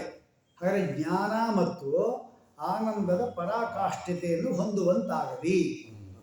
ಜ್ಞಾನದ ಮತ್ತು ಆನಂದದ ಪರಾಕಾಷ್ಠತೆ ಹೊಂದುವಂತಾಗಲಿ, ಅದು ಶಾಂತಿ. ಅದು 3 ಸತಿ ಹೇಳಿದ ನಾಮತ್ರಯ ಜಪ. ಅಚ್ಯುತಾತ್ಮ ಅನಂತ ಗೋವಿಂದ ಶಾಂತಿ ಶಾಂತಿ ಶಾಂತಿ ಅಂತ ಹೇಳಬೇಕಂತದ್ದು ಇದೆ. ಅದು 3 ಬಾರಿ ಯಾಕೆ ಹೇಳಬೇಕು ಅಲ್ವಾ? ನಮಗೆ 3 ಅವಸ್ಥೆ ಇದಲ್ಲ, ಯಾವುದ್ಯಾವುದು? ಒಂದ ಜಾಗೃತ, ಒಂದ ಸ್ವಪ್ನ, ಒಂದ ನಿದ್ದೆ. ಈ 3ರಲ್ಲಿ ಕೂಡ ನಮ್ಮ ಪರಮಾತ್ಮ ಶಾಂತಿ ಶಾಂತಿ ಶಾಂತಿ. ಅದು ಅಧ್ಯಾತ್ಮ, ಅಧಿದೈವ, ಅಧಿಭೂತ 3 ಇದೆ. 3ರಲ್ಲಿ ಕೂಡ 3 ವಿಚಾರದಲ್ಲಿಯೂ ಕೂಡ ನಮಗೆ ಶಾಂತಿ ಬರಬೇಕು. 3 ಅವಸ್ಥೆ ಅಥವಾ ಭೂತ ಭವಿಷ್ಯದ ವರ್ತಮಾನ 3 ಇದೆ. ಅದರಲ್ಲಿ ನಿಮ್ಗೆ ಒಳ್ಳೇದಾಗಬೇಕು, ಜ್ಞಾನ ಬರ್ತಾ ಇರಲಿ, ಆ ರೀತಿ ಹೇಳ್ಬೋದು. ಆ 3 ಏನಿದೆ ಅದೆಲ್ಲ ಇಲ್ಲಿ ಇಟ್ಕೊಂಡ್ಬರ್ಬೇಕು. 3 ಅಂತ ಏನಿದೆ ಅದೆಲ್ಲೂ ಕೂಡ ಭೂಹು ಭುವಃ ಸ್ವಹ. ಭೂಮಿಗಿದ್ದಾಗ, ಸ್ವರ್ಗದ ಹೋದಾಗ, ಇನ್ನು ಬೇರೆ ಕಡೆ ಹೋದಾಗ ಅಲ್ಲಿ ಕೂಡ ಗ್ರಹ ಮಾಡಿ. ಆ ರೀತಿ ಸುಮಾರು ಅರ್ಥಗಳು ನಾವು ಹೇಳ್ಬೋದು. ಆಮೇಲೆ ಯಜುಸ್ಸು ಸಾಮ, ಋಗ್ವೇದ ಓದುವಾಗ ಆಗಲಿ, ಆಮೇಲೆ ಯಜುರ್ವೇದ ಓದುವಾಗಲಿ, ಸಾಮವೇದವನ್ನು ಓದುವಾಗಲಿ ನಮಗೆ ಜ್ಞಾನ, ಆನಂದ, ಅದರ ಪರಾಕಾಷ್ಠತೆ ಉಂಟಾಗ್ತಾ ಇರಲಿ, ಅದು ಪರಮಾತ್ಮ ಕೊಡ್ತಾ ಇದೆ. ಹೀಗೆಲ್ಲ ಅರ್ಥಗಳನ್ನು ಕೂಡ ನಾವು ಹೇಳ್ಬೋದು. ಮುಂದಕ್ಕೆ ಹೋಗೋಣ. ಈಗ ತಲವಕಾರ ಉಪನಿಷತ್ತು ಏನಿದೆ ಅದಕ್ಕೆ ಕೇನ ಉಪನಿಷತ್ ಅಂತ ಬರುತ್ತೆ. ಕೇನ ಅಂದರೆ ಏನು? ಯಾರಿಂದ? ಕೇನೇಷಿತಂ ಪತತಿ ಪ್ರೇಷಿತಂ ಮನಃ. ಇದು ರುದ್ರದೇವರ ಪ್ರಶ್ನೆ. ಯಾರಿಗೆ? ರುದ್ರದೇವರು ಏನಿದ್ದಾರೆ ಅವರು ಪಂಚಮುಖ, ಅವರು ಚತುರ್ಮುಖನನ್ನು ಕೇಳ್ತಾರೆ. ಈ ಪಂಚಮುಖ ಏನಿದ್ದಾನೆ ಅವನು ಯಾವುದಕ್ಕೆ ದೇವತೆ? ಮನಸ್ಸಿಗೆ ದೇವತೆ. ಅವನ ಚಿತ್ತಕ್ಕೆ ದೇವತೆ. ಮನಸ್ಸೆಂಬುದಕ್ಕಂಥದ್ದು ಕೆಲಸ ಮಾಡಬೇಕಾಗಿದ್ದರೆ ಚಿತ್ತ ಬೇಕು, ನಮಗೆ ಜ್ಞಾಪಕ ಬರಬೇಕು, ಇಲ್ಲದ ಏನು ಹೇಳೋದು ನಾವು ಅಲ್ವಾ? ಆದ್ದರಿಂದ ಅದನ್ನು ಕೇಳಬೇಕಂತಹ ದೇವತೆ ಅಂತ ಹೇಳಿದ ಮೇಲೆ ಇಲ್ಲಿ ಒಟ್ಟು ಇರತಕ್ಕಂಥದ್ದು ಒಟ್ಟು ತಲವಕಾರ ಉಪನಿಷತ್ತು 9 ಮಂತ್ರ. ಅದರಲ್ಲಿ 9 ಖಂಡ.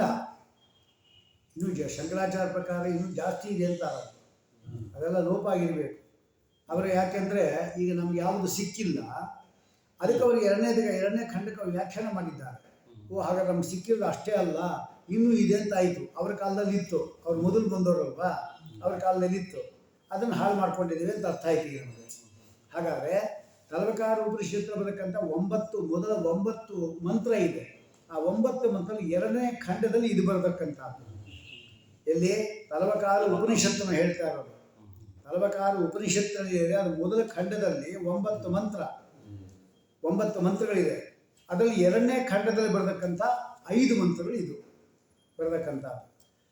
ಆಮೇಲೆ 2 ಖಂಡ ಏನು ಬರ್ತದೋ ಅದು ಗದ್ಯ, ಸ್ವರಗಳಿಲ್ಲ, ಗದ್ಯ ಉದ್ದಕ್ಕೆ ಹೇಳ್ಕೊಂಡು ಹೋಗೋದು, ಅದನ್ನು ಹೇಳ್ತಾ ಇದ್ದಾರೆ.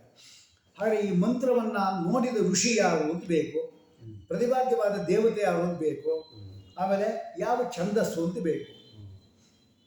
ಒಂದ ಗದ್ಯ ಆಗಿರಬೇಕು, ಒಂದ ಪದ್ಯ ಆಗಿರಬೇಕು, ಒಂದ ಗಾನ ಆಗಿರಬೇಕು. ಈ 3 ಬಿಟ್ಟು ಬೇರೆ ಇಲ್ಲ. ಅದಕ್ಕೆ ತ್ರಯಿ ಅಂತ ಕರೀತಾರೆ ಸಮಸ್ತ ವೇದಗಳನ್ನು ಕೂಡ. ಒಂದ ಗದ್ಯದಲ್ಲಿ ಹೇಳಬೇಕು, ಒಂದ ಪದ್ಯದಲ್ಲಿ ಹೇಳಬೇಕು, ಒಂದ ಹಾಡು ಹೇಳಬೇಕು. ಆ 2 ಮಂತ್ರಗಳು ಸೇರಿಕೊಂಡೆ ಹಾಡು ಅಂತ ಹೇಳಬೇಕು, ಸಾಮ ಹೇಳಬೇಕು. ಈ 3 ಪ್ರಕಾರ ಬಿಟ್ಟು ಬೇರೆ ಏನು ಪ್ರಕಾರ ಇಲ್ಲ. ಅದಕ್ಕೆ ತ್ರಯಿ ಅಂತ ಕರೀತಾರೆ. 2ನೇ ಛಂದಸ್ಸು ಜ್ಞಾನ ಬೇಕು ನಮಗೆ. ಯಾಕೆಂದರೆ ಯಾವ ಛಂದಸ್ಸು, ಒಬ್ಬೊಬ್ಬ ಛಂದಸ್ಸಿಗೆ ಒಂದೊಂದು ದೇವತೆ ಇದ್ದಾರೆ. ಬೃಹತಿಗೆ ಮುಖ್ಯ ಪ್ರಾಣದೇವರು ಬ್ರಹ್ಮದೇವರು, ಭಾರತಿ, ಸರಸ್ವತಿ. ಬೃಹತಿ ಛಂದಸ್ಸಿಗೆ 36 ಅಕ್ಷರ. ಅಂದರೆ 36 ಅಕ್ಷರ ಅಂದರೆ ಎಷ್ಟು ಬಂತು? 36 ಅಕ್ಷರ ಅಂದರೆ ಒಂದೊಂದು ಇದರಲ್ಲಿ 3 ಪಾದ ಇರುತ್ತಲ್ಲ, ಎಷ್ಟಾಯಿತು? 9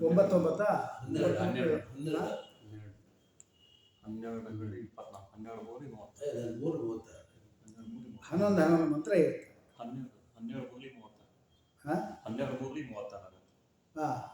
3 ಪಾದ ಅಲ್ವಾ? ಅದರಲ್ಲಿ ಏನಾಗುತ್ತೆ ಅಂದರೆ ಋಗ್ವೇದ ಮತ್ತು ಯಜುರ್ವೇದಗಳಲ್ಲಿ 3 ಸ್ವರ ಮಾತ್ರ ಇರತಕ್ಕಂಥದ್ದಿದೆ. ಈಗ ನಮ್ಮ ಈ ಒಂದು ಉಪನಿಷತ್ತಿದೆ ಅದರಲ್ಲಿ ಹೇಗೆ ಅಂತ ಹೇಳಿದ್ರೆ, ಯಜುರ್ವೇದ ನೋಡಿದ್ರೆ ಅದು ಗದ್ಯ, ಸಾಮವೇದ ನೋಡಿದ್ರೆ ಗಾನ, ಇನ್ನು ಋಗ್ವೇದದಲ್ಲಿ ಈ ಛಂದಸ್ಸುಗಳು ಬರಬೇಕು ನಮಗೆ. ಅದರಲ್ಲಿ ಇಲ್ಲಿ ಇರತಕ್ಕಂಥದ್ದು ಒಟ್ಟು ನಮಗೆ ಛಂದಸ್ಸು ಪ್ರಧಾನವಾದ ಎಷ್ಟು? 7 ಮಾತ್ರ. ಆ ಪರಮಾತ್ಮನ 7 ಕೂದಲುಗಳು ಅಂತ. ಛಂದಸ್ಸು ಅಂದರೆ ಕೂದಲುಗಳು ಪರಮಾತ್ಮಂದು. ಆದರೆ ಸೂರ್ಯನ ಕೂದಲೇ ಕೂಡ ಹೇಳ್ತಾರೆ. ಅದಕ್ಕೆ ಬಣ್ಣ ಇದೆ, ಅದು 7 ಬಣ್ಣ ಸೂರ್ಯನ ಕೂಡ ಬಣ್ಣ ನೋಡ್ತಾ ಇರ್ತಾರೆ ಸೂರ್ಯಂದು. ಆ 7 ಕುದುರೆಗಳು 7 ಕುದುರೆಗಳು ಹೇಳ್ತಕ್ಕಂಥ ಒಂದು ರಥ, ಅದು ಒಂದೇ ಚಕ್ರ. ಸಪ್ತ ಯುಂಜಂತಿ ರಥಮೇಕ ಚಕ್ರಂ, ಏಕಚಕ್ರಂ ರಥಂ ಸಪ್ತ ಯುಂಜಂತಿ ಅಂದರೆ ಹೂಡಿದ್ದಾರೆ, ಲೋಕಕ್ಕೆ ಕಟ್ಟಿದ್ದಾರೆ ಅಂತ ಅರ್ಥ ಬಂತು. ಹಾಗೆ ಯಾವುದ್ಯಾವುದು ಛಂದಸ್ಸು? ಗಾಯತ್ರಿ ಮೊದಲನೆಯದು, ಅದು 24 ಅಕ್ಷರ. 4 ಅಕ್ಷರ ಜಾಸ್ತಿ ಮಾಡ್ಕೊಂಡು ಹೋಗ್ತಾ ಇರಬೇಕು. ಗಾಯತ್ರಿ 24, ಉಷ್ಣಿಕು 28, ಅನುಷ್ಠುಕು 32, ಬೃಹತಿ 36, ಪಂಕ್ತಿ 40, 36 40, 4 ಅಕ್ಷರ ಜಾಸ್ತಿ ಮಾಡ್ಕೊಂಡು ಹೋಗಬೇಕು. ಆಮೇಲೆ ತ್ರಿಷ್ಟುಕು ಅದೆಷ್ಟು? 44. ಆಮೇಲೆ ಜಗತಿ ಜಗತಿ ಅಂತ ಹೇಳಿದ್ರೆ 48 ಬರಬೇಕು. ಒಟ್ಟು ಇಷ್ಟಾಯಿತು ಅಂತ ಹೇಳಿದ ಮೇಲೆ ಹಾಗೆ ಛಂದಸ್ಸಿನ ಇದಕ್ಕೂ ಕೂಡ ಜಡ ಅಲ್ಲ ಅದು, ಅದಕ್ಕೆಲ್ಲ ದೇವತೆಗಳಿದ್ದಾರೆ ಎಂಬುದಾಗಿ ಇಲ್ಲಿ ಋಗ್ಭಾಷ್ಯದಲ್ಲಿ ಶ್ರೀಮದಾಚಾರ್ಯ ಹೇಳ್ತಾರೆ. ಅದೆಲ್ಲ ಜಡಗಳಲ್ಲ ಅಂತ. ಯಾವ್ಯಾವ ಛಂದಸ್ಸಿಗೆ ಯಾರ್ಯಾವ ದೇವತೆ ಅಂತ ಅದು ಕೂಡ ಇದೆ. ಗಾಯತ್ರಿ 24 ಅಕ್ಷರ, ಇದು ಸಪ್ತಸ್ವರಗಳು. ಯಾವುದು? ಗಾಯತ್ರಿ ಇದೆಲ್ಲ ಹೇಳಿದ್ವಲ್ಲ. ಒಟ್ಟು ಗಾಯತ್ರಿ, ಉಷ್ಟಿಕು, ಅನುಷ್ಠಿಕು, ಬೃಹತಿ ಅದೆಲ್ಲ ಹೇಳಿದ್ರಲ್ಲ. ಇದೆಲ್ಲ ಷಡ್ಜಗಳು. ಷಡ್ಜ ಅಂದ್ರೆ ಸಾರಿ ಗಾಮ ಪಾದ ನಿ ಸ, ಆ ಸ್ವರಗಳು ಅದರಲ್ಲಿ ಬರುತ್ತೆ, ಆ ಛಂದಸ್ಸಲ್ಲಿ ಬರುತ್ತೆ. ಅದಕ್ಕೆ ದೇವತೆಗಳು ಇರಲೇಬೇಕಾಗುತ್ತೆ ಅಲ್ವಾ? ಹಾಗಾದರೆ ಗಾಯತ್ರಿ ಇದಲ್ಲ, ಅದಕ್ಕೆ ಸ್ವಾಹಾದೇವಿ, ಅಗ್ನಿಯ ಪತ್ನಿ ಸ್ವಾಹಾದೇವಿ, ಅದಕ್ಕೆ ದೇವತೆ. ಉಷ್ಟಿಕ್ ದೇವತೆಗೆ ಉಷ್ಟಿಕ್ ಛಂದ ಸೇರಿದೆ, ಅದಕ್ಕೆ ಸೂರ್ಯ ಪತ್ನಿ ಸಂಜ್ಞಾ. ನೋಡಿ, ಎಲ್ಲ ಹೆಂಗಸರು ಕೊಟ್ಟಿದ್ದಾರೆ. ಯಾಕೆ ಯಾವುದು ಛಂದಸ್ಸೆಲ್ಲ ಸ್ತ್ರೀಲಿಂಗ, ಅದೆಲ್ಲ ಸ್ತ್ರೀಯೇ ಬರಬೇಕು. ಹಾಗೆ ಅದೇ ನಿಯಮ ಇಲ್ಲ. ಅನುಷ್ಟು 32, ಅದು ಚಂದ್ರಪತ್ನಿ ರೋಹಿಣಿ, ಸೂರ್ಯಪತ್ನಿ, ಚಂದ್ರಪತ್ನಿ, ಆಮೇಲೆ ಅಗ್ನಿಪತ್ನಿ, 3 ಜನ ಬಂದರು. ಯಾವುದಕ್ಕೆ?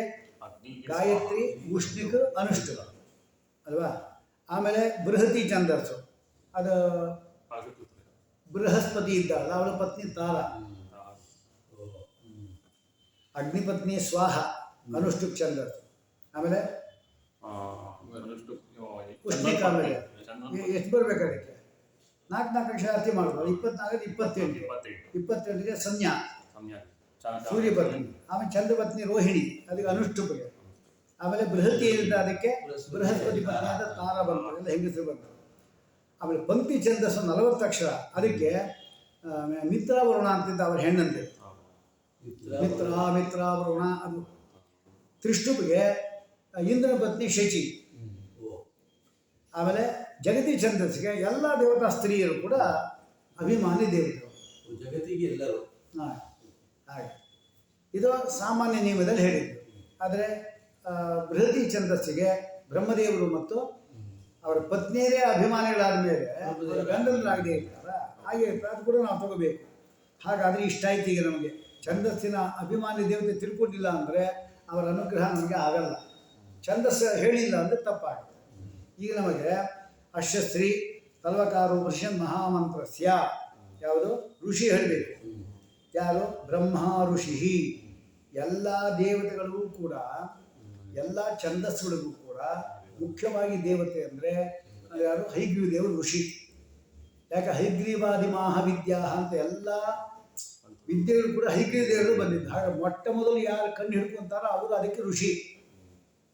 ಅಷ್ಟ ಮಾತ್ರವಲ್ಲ, ಒಂದು ಮಂತ್ರವನ್ನು 9 ಬಾರಿ ನಾವು 9ಕ್ಕಿಂತ ಕಡಿಮೆ ಇಲ್ಲದೆ ಆವೃತ್ತಿ ಮಾಡಿದರೆ ಅವನು ಕೂಡ ಅದಕ್ಕೆ ಋಷಿ ಆಗಿಬಿಡ್ತಾನೆ.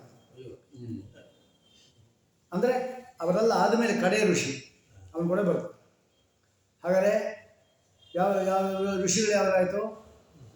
ಅವರಾಯಿತು. ಇದು ಮೊದಲನೇದು.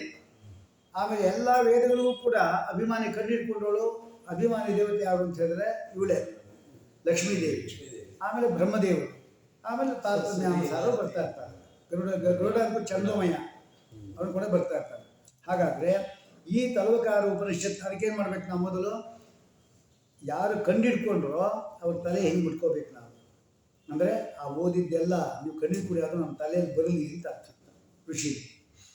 ಛಂದಸ್ಸು ಹೇಳಬೇಕು, ಅದು ಬಾಯಿ ಅಂದರೆ ಸರಿಯಾಗಿ ತಪ್ಪಿಲ್ಲದೆ ವೇದ ಬರಲಿ ಅಮ್ಮ ಅಂತ ಅವ್ರು ಕೇಳೋರು. ಆಮೇಲೆ ಈ ಶಾಸ್ತ್ರಗಳೆಲ್ಲ ಪ್ರತಿಪಾದ್ಯವಾದ ದೇವತೆ ಯಾರು ಅವನನ್ನು ಧ್ಯಾನ ಮಾಡೋದು. ಯಾವತ್ತೂ ಕೂಡ ಉಪನಿಷತ್ತುಗಳ ಹೆಸರು ಏನಾಗಿರುತ್ತೆ? ಒಂದ ಛಂದಸ್ಸಾಗಿರುತ್ತೆ, ಒಂದ ಋಷಿದಾಗಿರುತ್ತೆ, ಒಂದ ದೇವತೆದಾಗಿರುತ್ತೆ.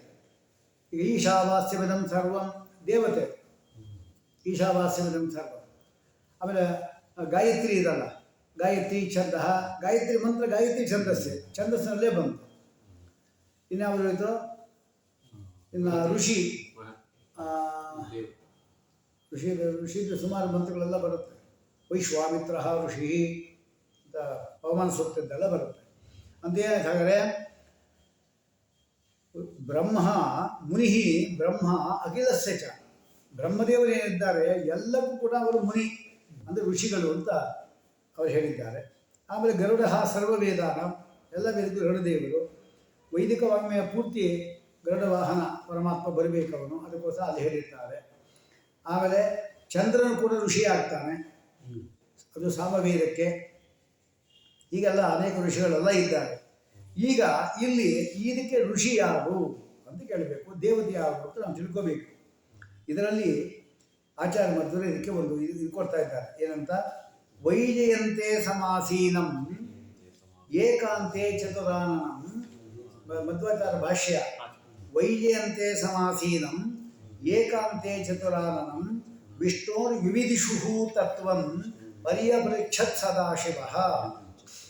ತಂದೆ ಮತ್ತು ಮಕ್ಕಳ ಸಂಭಾಷಣೆ ಅಂತ ಹೇಳಿದಾಗಾಯ್ತು. ಬ್ರಹ್ಮದೇವರ ಅಪ್ಪ, ಇವರು ಮಗ, ಅವರ ಸಂಭಾಷಣೆ ಅಂತ ಆಯಿತು. ನಮಗೇನು ಪ್ರಶ್ನೆ ಬರುತ್ತೆ ಅಂದರೆ, ರುದ್ರದೇವ್ರಿಗೆ ಗೊತ್ತಿಲ್ಲ, ಇದು ನಮಗೆ ಗೊತ್ತಿದ್ದಾವೆ, ರುದ್ರದೇವ್ರಿಗೆ ಗೊತ್ತಿಲ್ಲ ಅಂದರೆ ಅದೇನು ಹೇಳಬೇಕು? ಅದಕ್ಕೆ ನಮಗೆ ಗೊತ್ತಿದ್ರೂ ಕೂಡ ಲೋಕಶಿಕ್ಷಣ ಹೆಚ್ಚು ಗೊತ್ತಿದ್ದವರಿಂದ ಹೆಚ್ಚು ವಿಷಯ ಸಂಗ್ರಹ ಮಾಡೋದು ಒಂದು ಉದ್ದೇಶ. ನಮಗೆ ಏನು ಪ್ರಶ್ನೆ ಮಾಡಬೇಕು ಅಂತ ಗೊತ್ತಿಲ್ಲ, ನಮಗೆ ಪ್ರಶ್ನೆ ಮಾಡಿಗೂ ಗೊತ್ತಿಲ್ಲ ನಮಗೆ. ಅದಕ್ಕೆ ಗೊತ್ತಿದ್ದವರೇ ಪ್ರಶ್ನೆ ಮಾಡಬೇಕು, ಅದು ಗೊತ್ತಿದ್ದು ಪ್ರಶ್ನೆ ಮಾಡ್ತಾರೆ. ಈಗ ಶೌನಕರು 10,000 ಜನ ಶಿಷ್ಯರನ್ನು ಇಟ್ಕೊಂಡು ಊಟ ತಿಂಡಿ ಹಾಕಿ ಪಾಠ ಹೇಳ್ಕೊಡ್ತಾರಂತ ಕುಲಪತಿಗಳು. ಅವರು ಭಾಗವತನ ಕೇಳೋದು, ಸೂತ ಪುರಾಣಕರೇ ಭಾಗವತ ಹೇಳ್ರಿ, ಅವ್ರಿಗೋಸ್ಕರ ಅಲ್ಲ ಅದು, ಇನ್ಯಾರಿಗೆ ಶಿಷ್ಯರಿದ್ದಾರಲ್ಲ 10,000 ಜನ ಶಿಷ್ಯರಿಗೆ, ಅವ್ರಿಗೂ ಆ ಶಿಷ್ಯರ ಪ್ರಶ್ನೆ ಕೇಳಕ್ಕೂ ಗೊತ್ತಿಲ್ಲ ಪಾಪ ಏನು ಕೇಳಬೇಕು ಅಂತ. ಅದಕ್ಕೆ ಇವರೇ ಕೇಳಿಬಿಟ್ಟು ಅನುಗ್ರಹ ಮಾಡಬೇಕು. ಹಾಗೆ ನಮಗೋಸ್ಕರವಾಗಿ ಅವರು ಈ ಪ್ರಶ್ನೆಯನ್ನು ಹಾಕ್ತಾ ಇದ್ದಾರೆ. ವೈಜಯಂತೆ ಸಮಾಸೀನಂ, ಪ್ರಶ್ನೆ ಕೇಳಿದವರು ಸದಾಶಿವ, ಉತ್ತರ ಕೊಟ್ಟವರು ಯಾರು ಬ್ರಹ್ಮದೇವರು, ಅವರು ಚಿತ್ರಾನ್ನ, ಇವನು ಪಂಚಮುಖ. ಅವನು ಪ್ರಶ್ನೆಗಳು ಯಾವತ್ತೂ ಜಾಸ್ತಿ ನಮಗೆ, ಅದಕ್ಕೆ ಪಂಚಮುಖ ಅಲ್ವಾ. ಉತ್ತರ ಕೊಡೋದು ಚುಟುಕ ಕೊಟ್ಬಿಡ್ತಾರೆ ಅವರು, ಅದಕ್ಕೆ ಚತುರ್ಮುಖ ಅಲ್ವಾ. ಹಾಗಿರಬೇಕು. ಬ್ರಹ್ಮರುದ್ರೂ ಕೂಡ ಈ ಉಪನಿಷತ್ನ ಸಾಕ್ಷಾತ್ ಋಷಿಗಳೇ ಆಗಿಬಿಟ್ರು ಈಗ. ಯಾಕೆಂದರೆ ಅವರು ಚರ್ಚೆ ಮಾಡಿದ್ದೇನಿದೆ ಅದು ಚತುರ್ಮುಖ ದೇವರು ತಂದೆ ಅದಕ್ಕಂಥ ಪರಮಾತ್ಮನ ವಿಷ್ಣು ತತ್ವದ ಬಗ್ಗೆ. ಪ್ರಶ್ನೆ ಹಾಕಿದವನು ಪಂಚಮುಖ, ಉತ್ತರ ಹೇಳಿದವನು ಚತುರ್ಮುಖ, ಅವನಿಗೆ ಉತ್ತರ ಹೊಳಿಸಿದವನು ಯಾರು ಅಂದರೆ ಬಹುಮುಖ. ಯಾರು? ಪರಮಾತ್ಮ, ಅನಂತ ಮುಖ. ಹೀಗೆ ಉಪನಿಷತ್ತಿನ ಪ್ರತಿಪಾದ್ಯ ದೇವತೆ ಶ್ರೀಮನ್ ನಾರಾಯಣ. ಹಾಗೆ ವಿಷ್ಣು ತತ್ವ ನಿರ್ಣಯ ಇದೆ, ಅದೇ ಪ್ರತಿಪಾದ್ಯವಾದ ವಿಷಯ ಅಂತಾಯಿತು. ಹಾಗಾದರೆ ತ್ರಿಮೂರ್ತಿಗಳಿಗೆ ಸಂಬಂಧಪಟ್ಟ ಉಪನಿಷತ್ತಾಯಿತು ಇದು ಅಲ್ವಾ. ಪರಮಾತ್ಮ ಪ್ರತಿಪಾದ್ಯ ದೇವತೆ, ಉತ್ತರ ಕೊಟ್ಟವನು ಯಾರು? ಬ್ರಹ್ಮದೇವರು, ಆಮೇಲೆ ರುದ್ರದೇವರು ಪ್ರಶ್ನೆ ಕೇಳೋರು. ಹೀಗಾಯಿತು. ಅದಕ್ಕೆ ವೈಜಯಂತೆ ಸಮಾಸೀನಂ, ವೈಜಯಂತ ಅಂತ ಹೇಳ್ಬಿಟ್ಟು ಮೇರು ಪರ್ವತದ ಮೇಲಕ್ಕಂಥ ಒಂದು ಪ್ರದೇಶ, ಅಲ್ಲಿ ಕೂತಿದ್ದಂತೆ ಬ್ರಹ್ಮದೇವ. ಅದು ಏಕಾಂತೆ ಚತುರಾನನಂ ವಿಷ್ಣೋ ವಿವಿಧಿಷು ತತ್ವಂ, ವಿಷ್ಣು ತತ್ವ ತಿಳ್ಕೋಬೇಕೆಂಬ ಉದ್ದೇಶದಿಂದ ಸದಾಶಿವ ಪರ್ಯಪೃಚ್ಛತೆ ಅಂತಾಯ್ತು. ಇನ್ನು ಹಾಗಾದ್ರೆ ದೇವತೆ ಗೊತ್ತಾಯಿತು, ಋಷಿ ಗೊತ್ತಾಯ್ತು ಈಗ ನಮಗೆ ಅಲ್ವಾ. ಇನ್ನು ಛಂದಸ್ಸು ಯಾವುದು ಅಂತ, ಇಲ್ಲಿರೋದು 9 ಮಂತ್ರ ಇದೆ. ಅದರಲ್ಲಿ 2 ಮಂತ್ರಗಳು ತ್ರಿಷ್ಟುಪ್ ಮಂತ್ರ, 7 ಅನುಷ್ಟುಪ್. ತ್ರಿಷ್ಟುಪ್ ಅಂದರೆ ಎಷ್ಟು? ಕಡೆಯದು 44, ಜಗದಕ್ಕಿಂತ ಹಿಂದಿದ್ದು 44. ತ್ರಿಷ್ಟುಪ್ ದೇವತೆ ಯಾರು? ಜಗತ್ತಿಗೆ ಎಲ್ಲರೂ ದೇವತೆಗಳೇ, ಜಗತ್ತಿಗೆ ಎಲ್ಲ ದೇವತೆಗಳು. ತ್ರಿಷ್ಟುಪ್ ದೇವತೆ ಯಾರು ಅಂತ ಹೇಳಿದ್ರೆ ಶಚಿ ಹೇಳಿದ್ದು ಅಲ್ವಾ, ಇಂದ್ರ ಪತ್ನಿ ಶಚಿ, ಅವಳು ಹೇಳಿದ್ದು. ಹಾಗಾದರೆ ತ್ರಿಷ್ಟುಪ್ ಛಂದಸ್ಸು ಏನಿದೆ ಅದು, ಅನಂತರ ಅನುಷ್ಟುಪ್ ಛಂದಸ್ಸು ಇಲ್ಲಿ ಬರುತ್ತೆ. ಅನುಷ್ಟುಪ್ ಛಂದಸ್ಸಿಗೆ ಯಾರು? ಸೂರ್ಯಪತ್ನಿ ಅಲ್ವಾ. ಅನುಷ್ಟುಪ್ ಅನುಷ್ಟುಪ್ ಎಷ್ಟು? ಗಾಯತ್ರಿ 24, ಗಾಯತ್ರಿ 24. ಯಾರು ಅದಕ್ಕೆ? ಅಗ್ನಿಪತ್ನಿ. ಆಮೇಲೆ ಸೂರ್ಯಪತ್ನಿ, ಆಮೇಲೆ ಚಂದ್ರಪತ್ನಿ, ರೋಹಿಣಿ ಬರಬೇಕೀಗ ಅಲ್ವಾ. ಇದ್ಯಾವುದು? ಅನುಷ್ಟುಪ್ ಛಂದಸ್ಸು ಏನಾದರೂ ಚಂದ್ರಪತ್ನಿ ರೋಹಿಣಿ ಬರಬೇಕೀಗ, ರೋಹಿಣಿ ಅದಕ್ಕೆ ದೇವತೆ. ಹಾಗಾದರೆ ತ್ರಿಷ್ಟುಪ್ ಮತ್ತು ಅನಂತರ ಒಟ್ಟು 9 ಮಂತ್ರದಲ್ಲಿ 2 ತ್ರಿಷ್ಟುಪ್ ಇದೆ ಛಂದಸ್ಸು. ಇನ್ನು 7 ಅನುಷ್ಟುಪ್ ಛಂದಸ್ಸಿದೆ. ತ್ರಿಷ್ಟುಪ್ ಅಂದರೆ 44 ಅಕ್ಷರಗಳು ಛಂದಸ್ಸು, ಅದು ದೊಡ್ಡದು, ಮಂತ್ರ ಎಲ್ಲ ದೊಡ್ಡದು. ಅದರಲ್ಲಿ ಒಂದರಲ್ಲಿ 11 ಅಕ್ಷರಗಳಿರುತ್ತೆ, ಇಂಟು 4 ಪಾದ, 11 ಎಷ್ಟಾಯಿತು? 44 ಆಯಿತು. ಅನುಷ್ಟುಪ್ ಛಂದಸ್ಸಿನ 32 ಅಕ್ಷರ ಅಲ್ವಾ. ಅದು ಅಷ್ಟೇ, 8 4 32, 8 ಅಕ್ಷರ ಇರುತ್ತೆ. ನಮ್ಗೆ ಗೊತ್ತಲ್ಲ 8 ಅಕ್ಷರ ಅದೇ ಇರುತ್ತೆ. ಹಾಗೆ ಪ್ರತಿಯೊಂದು ಅಕ್ಷರದಲ್ಲಿ ಕೂಡ ಇಷ್ಟು ಬಂತು. ಇದು ಸಾಮಾನ್ಯವಾದ ನಿಯಮ ಅಷ್ಟೇ ಇದೆ. ಕೆಲವು ಸಾರಿ 1 ಅಕ್ಷರ ಜಾಸ್ತಿ ಆಗಿಬಿಟ್ಟಿರುತ್ತೆ, 1 ಅಕ್ಷರ ಕಡಿಮೆ ಆಗಿಬಿಡುತ್ತೆ, 2 ಅಕ್ಷರ ಜಾಸ್ತಿ ಆಗಿಬಿಟ್ಟಿರುತ್ತೆ, 2 ಅಕ್ಷರ ಕಡಿಮೆ ಇದ್ದಿರುತ್ತೆ. ಮತ್ತು ಇದೇನು ಒಂದು ಜಾಸ್ತಿ ಕಡಿಮೆ ಮಾಡೋದು ಏನಿದೆ, ಯಾಕೆ ಹಂಗೆ ಮಾಡ್ತಾರೆ ಅಂತ ಪ್ರಶ್ನೆ ಬಂದರೆ, ಜಾಸ್ತಿ ಆದರೆ ಏನು, ಕಡಿಮೆ ಆದರೆ ಏನು ತಿಳ್ಕೊಬೇಕು ನಾವು ಅಲ್ವಾ. ಈಗ 1 ಅಕ್ಷರ ಕಡಿಮೆ ಇತ್ತು ಅಂತ ಏನು ಮಾಡೋದು? ಈಗ ನಮ್ಮ ಗಾಯತ್ರಿ ಇದನ್ನು ಋಗ್ವೇದದ್ದು, ತತ್ಸಾವಿತುರ್ವರೇಣ್ಯಂ ಭರ್ಗೋ ದೇವಸ್ಯ ಧೀಮಹಿ ಧಿಯೋ ನಃ ಪ್ರಚೋದಯಾತ್. ಭರ್ಗೋ ದೇವಸ್ಯ ಧೀಮಹಿ 3 3 6 8 ಬಂದ್ಬಿಡ್ತು ಅಲ್ವಾ. ಧಿಯೋ ಯೋ ನಃ 4 ಆಯಿತು, ಪ್ರಚೋದಯ ತ ಇಲ್ಲ ಲೆಕ್ಕ, ಸ್ವರಗಳು ಮಾತ್ರ ಲೆಕ್ಕ, ಅದು 8 ಬಂತು. ಮೊದಲನೇ ಅಕ್ಷರ ಮಾತ್ರ 8 ಬರಲಿಲ್ಲ, 7 ಅಕ್ಷರ ಬಂತು. ಯಾಕೆ? ತತ್ ಅಂದ್ರೆ ಒಂದೇ ಆಯಿತು, ತು ಇಲ್ಲ, ತತ್. ಆಮೇಲೆ ಸವಿತು, ತತ್ಸವಿತು ವರೇಣ್ಯಂ, ವರೇಣ್ಯ 3, ಸವಿತು 3, ಇದು 1 ಆಯಿತು, 7 ಆಯಿತು, ಬರಲಿಲ್ಲ. ಹಾಗೆ 1 ಅಕ್ಷರ ಕಡಿಮೆ ಆಯಿತು. ಇದೇನು ಕರಿಬೇಕು? ನಿಚಿದ್ ಗಾಯತ್ರಿ ಛಂದ ಅಂತ ಒಂದು ಅಕ್ಷರ ಕಡಿಮೆ ಇದೆ, ಎರಡು ಅಕ್ಷರ ಕೂಡ ಇರ್ಬೋದು. ಅದೇ ಹೇಳ್ತಾರೆ ನವ ಏಕೇನ ಅಕ್ಷರೇಣ ಛಂದಾಂಶ ವಿಯಂತಿ ನದ್ವಾಭ್ಯಾಮ್ ಅಂತ ಹೇಳ್ಬಿಟ್ಟಿದ್ದಾರೆ. ಒಂದು ಅಕ್ಷರ ಎರಡು ಅಕ್ಷರ ಹೆಚ್ಚು ಕಡಿಮೆ ಇದ್ದರೆ ಆ ಛಂದಸ್ಸಿಗೆ ಏನು ತೊಂದರೆ ಆಗೋದಿಲ್ಲ ಅಂತ ಹೇಳ್ಬಿಟ್ಟಿದ್ದಾರೆ. ಕಡಿಮೆ ಇದ್ದರೆ ಮಾಡಬೇಕು, ಇನ್ನೊಂದು ಎರಡು ಅಕ್ಷರ ಕಡಿಮೆ ಇದ್ದರೆ ಮಾಡಬೇಕು. ಒಂದು ಅಕ್ಷರ ಕಡಿಮೆ ಇದ್ದರೆ ಏನೋ ನಿಚಿರು, ಒಂದು ಅಕ್ಷರ ಜಾಸ್ತಿ ಇತ್ತು ಅಂದರೆ ಭುರಿಕ್ ಅಂತ ಹೇಳ್ತಾರೆ. ಒಂದು ಅಕ್ಷರ ಜಾಸ್ತಿ ಇದ್ದರೆ ಭುರಿಕ್ ಅಂತ ಅದಕ್ಕೆ ಹೇಳ್ತಾರೆ. ಈ ಯಜುರ್ವೇದದ ಗಾಯತ್ರಿ ಬೇರೆ ಹಾಂ, ಯಜುರ್ವೇದದಲ್ಲಿ ಗಾಯತ್ರಿ ಇಷ್ಟೇ ಇದೇ ತಾನೇ ಗಾಯತ್ರಿ ಮಂತ್ರ ಅಲ್ಲೇನು ವ್ಯತ್ಯಾಸ ಇಲ್ಲ, ಅಲ್ಲಿ ವ್ಯತ್ಯಾಸ ಇದಲ್ಲಿ ಅಲ್ಲ. 24 ಸರಿಯು 24 ಅಕ್ಷರ ಬರುತ್ತೆ. ಅದರಲ್ಲಿ ಯಾವ ಅವ್ರು ಹೇಗೆ ವರೇಣ್ಯಂ ಎಂಬುದನ್ನು ಕ್ಷೈಪ್ರ ಇರ್ತಾರೆ, ಅದನ್ನು ಬಿಡಿಸ್ಬಿಡ್ಬೇಕು. ವರೇಣಿಯಂ ಅಂತ ಹೇಳಬೇಕು, ವರೇಣ್ಯಂ ಅಲ್ಲ, ವರೇಣಿಯಂ ಅಂತ. ತತ್ಸವಿತುರ್ವರೇಣಿಯಂ ಭರ್ಗೋ ದೇವಸ್ಯ ಧೀಮಹಿ ಧಿಯೋ ಯೋ ನ ಪ್ರಚೋದಯಾತ್ ಹಿಂಗೆ ಹೇಳ್ಬೇಕು. ಅವ್ರಿಗೇನು ತೊಂದರೆ ಇಲ್ಲ, ಋಗ್ವೇದವ್ರು ಮಾತ್ರ ತೊಂದರೆ, ಒಂದು ಕಮ್ಮಿ ಇರುತ್ತೆ. ಹೌದು. ಹಾಗಾದರೆ ಒಂದು ಅಕ್ಷರ ಕಡಿಮೆ ಇದ್ದರೆ ನಿಚಿರುತ್ತಾಯಿತು, ಒಂದು ಅಕ್ಷರ ಜಾಸ್ತಿ ಇತ್ತು ಅಂದರೆ ಭುರಕ್ಕಾಯಿತು, ಭುರಿಕ್ ಅದು. ಎರಡು ಅಕ್ಷರ ಕಡಿಮೆ ಇದ್ದರೆ ಏನು, ಅದಕ್ಕೆ ವಿರಾಟ್. ಎರಡು ಅಕ್ಷರ ಕಡಿಮೆ ಇದ್ದರೆ ವಿರಾಟ್, ಎರಡು ಅಕ್ಷರ ಜಾಸ್ತಿ ಇತ್ತು ಅಂದರೆ ಸ್ವರಾಟ್. ನಿಚಿರುತ್ ಭುರಿಕ್, ನಿಚಿರುತ್ ಭುರಿಕ್. ಒಂದೊಂದು ಅಕ್ಷರ, ಒಂದು ಅಕ್ಷರ ಕಡಿಮೆ ಒಂದು ಅಕ್ಷರ ಜಾಸ್ತಿ, ಒಂದು ಸ್ವರಾಟ್ ಇನ್ನೊಂದು ವಿರಾಟ್. ಎರಡು ಅಕ್ಷರ ಎಂಬತಕ್ಕಂಥದ್ದು ಏನಿದೆ ಅದು ಕಡಿಮೆ ಇತ್ತು ಅಂದರೆ ವಿರಾಟ್, ಆಮೇಲೆ ಇದು ಸ್ವರ. ಮೊದಲನ ಉಪನಿಷತ್ ಮಂತ್ರ ನೋಡಿರಿ ಎಷ್ಟು ಅಕ್ಷರ ಇದೆ ಗೊತ್ತಾಗ್ತದೆ. ಕೆ ಒಂದು ಮೊದಲನೇ ಪಾದದಲ್ಲಿ ಕೇನೇಷಿತಂ ಪತತಿ ಪ್ರೇಷಿತಂ ಮನಃ, ಅಲ್ಲಿ ಒಂದು ಅಕ್ಷರ ಜಾಸ್ತಿ ಇದಲ್ಲಿ 11 ಅಕ್ಷರ ಬರಬೇಕೀಗ. ಮೊದಲು ಎರಡು ತ್ರಿಷ್ಟು ಛಂದಸ್ಸು 11 ಬರಬೇಕು, ಆದರೆ 12 ಬಂದ್ಬಿಡುತ್ತೆ. ಹಾಗೆ ಕೇನೇಷಿತಂ 4 ಆಯಿತು, ಪತತಿ 7 ಆಯಿತು, ಪ್ರೇಷಿತಂ 10 ಆಯಿತು, ಮನಃ 12 ಬಂದ್ಬಿಡ್ತು. 11 ಬರಬೇಕು. ಇದು ಒಂದು ಅಕ್ಷರ ಜಾಸ್ತಿ ಆದ್ದರಿಂದ ಭುರಿಕ್ ಅಂತ ಕರಿಬೇಕು ನಾವು. ಒಂದು ಅಕ್ಷರ ಜಾಸ್ತಿ ಆಗೋಯ್ತು. ತ್ರಿಷ್ಟುಪಿನ ಸಂಖ್ಯೆಗಿಂತ ಏನಾಯ್ತು ಒಟ್ಟು? ಹಾಗಾದರೆ 11 11 11 44 ಬರಬೇಕಾಗಿತ್ತು, 45 ಅಕ್ಷರ ಬಂದ್ಬಿಡ್ತಿದ್ದು ಅಲ್ವಾ? ತ್ರಿಷ್ಟುಪಿನ ಅಕ್ಷರ ಒಂದಕ್ಕಿಂತ ಹೇಗೆ ಒಂದು ಅಕ್ಷರ ಜಾಸ್ತಿ ಆಯಿತು. ಇದು ಭುರಿಕ್ ತ್ರಿಷ್ಟಪ್ ಅಂತ ಹೇಳಬೇಕು. ಭುರಿಕ್ ತ್ರಿಷ್ಟಪ್. ಕಡಿಮೆ ಆದರೆ ನಿಶ್ಚಿರುತ್ತೆ, ಜಾಸ್ತಿ ಆದರೆ ಭುರಿಕ್. ಕಡಿಮೆ ಆದರೆ ವಿರಾಟ್ ಅಲ್ವಾ? ಎರಡು ಅಕ್ಷರ ಕಡಿಮೆ ಆದರೆ ಸ್ವರ 4 ಇದೆ. ತ್ರಿಷ್ಟುಪಿನ ದೇವತೆ ಯಾರು? ಶಚಿದೇವಿ. ವಿಚಾರ ಮಾಡಿದ್ವಲ್ಲ, ತ್ರಿಷ್ಟುಪಿನ ದೇವತೆ ಶಚಿದೇವಿ. ಭುರಿಕ್ ತ್ರಿಷ್ಟುಪ ದೇವತೆ ಯಾರು? ಅವಳೇನೆ. ಒಂದು ಅಕ್ಷರ ಜಾಸ್ತಿ ಬೇರೆ ಆಗ್ಬಿಡೋದಿಲ್ಲ, ಅವರೇ ಆಗ್ತಾರೆ. ಅದೊಂದು ವಿಶೇಷ. ಅದೇ ರೀತಿ ನಾವು ತಿಳ್ಕೋಬೇಕು. ಒಟ್ಟು ಹಾಗಾದರೆ ಇಲ್ಲಿ 11 ಅಕ್ಷರ ಹೇಳಬೇಕಾಗಿದ್ದು ಇದನ್ನು ಯಾವುದು ತ್ರಿಷ್ಟುಪ್ನಲ್ಲಿ ಯಾಕೆ ಮಾಡಿದ್ರು? 2 ಅಕ್ಷರಗಳು, 2 ಮಂತ್ರಗಳನ್ನು ತ್ರಿಷ್ಟುಪ್ ಯಾಕೆ ಮಾಡಿದ್ರು ಅಂದರೆ, ತ್ರಿಷ್ಟುಪ್ನ ಎಷ್ಟು ಅಕ್ಷರ ಇರಬೇಕು ಅನ್ನೋ ಪಾದದಲ್ಲಿ 11 ಇರಬೇಕು, ಅಲ್ವಾ? 44 ಬರಬೇಕು. 11 ಯಾರಿಗೆ ದೇವತೆ? ಏಕಾದಶ ರುದ್ರರು. ಅವನೇನು ಪ್ರಶ್ನೆ ಮಾಡೋನು, ಅದಕ್ಕೆ ಅದನ್ನೇ ಹಾಕಿದ್ರು. ಆ ಪ್ರಶ್ನೆ ಏಕಾದಶ ರುದ್ರ ಅಲ್ವಾ, ಅವನಿಗೆ 11 ಜನ ಇದ್ದಾರೆ, ಅದಕ್ಕೋಸ್ಕರ ಅವನನ್ನು ಏಕಾದಶದ್ದೇ ಆ ಛಂದಸ್ಸೇ ಹಾಕಿದ್ರು. ಆಮೇಲೆ 11 ಅದಾಯ್ತಲ್ಲ, ತ್ರಿಷ್ಟುಪ್ ಛಂದಸ್ಸು ಕೂಡ ರುದ್ರನ ಛಂದಸ್ಸು. ಅದು ಕೂಡ ಪ್ರಶ್ನೆ ಹಾಕಿದವನು ಯಾರು? ಅದೇ ಅವನೇ. ಇದೆಲ್ಲ ಈ ಮಂತ್ರದ ಅದು ಕೂಡ ವಿಶಿಷ್ಟ ನೋಡ್ಬೇಕು ನಾವು. ಇನ್ನೊಂದು ಏನಂದರೆ, ಒಂದು ಅಕ್ಷರ ಹೆಚ್ಚಾದ್ರೂ ಕೂಡ ಪರವಾಗಿಲ್ಲ ಅಂತ ಹೇಳಿದ್ರಲ್ಲ, ಯಾಕೆ ಹೆಚ್ಚಿರ್ಬೇಕು ಹೇಳಿ? ಆ ಪ್ರಶ್ನೆ ಬಂತಲ್ಲ, ಯಾಕೆ ಹೆಚ್ಚು ಮಾಡಬೇಕು? ಸರಿ ಮಾಡೋದು ಆಗಲ್ಲ ಅವ್ರಿಗೆ ಅಂತ ಪ್ರಶ್ನೆ ಬರುತ್ತೆ. ಅದಕ್ಕೆ ಒಂದು ಉದ್ದೇಶ ಇಟ್ಕೋಬೇಕು ನಾವು. ಈಗ ಒಂದು ಅಕ್ಷರ ಆಯಿತು ಅಂದರೆ ಹೆಚ್ಚಾದಂತೆ 45 ಅಕ್ಷರ ಆಗೋದು. ಈಗ 9 ಅಕ್ಷರಗಳ 5 ಪಾದ ಬಂತು. ಈಗ 45 ಅಲ್ವಾ?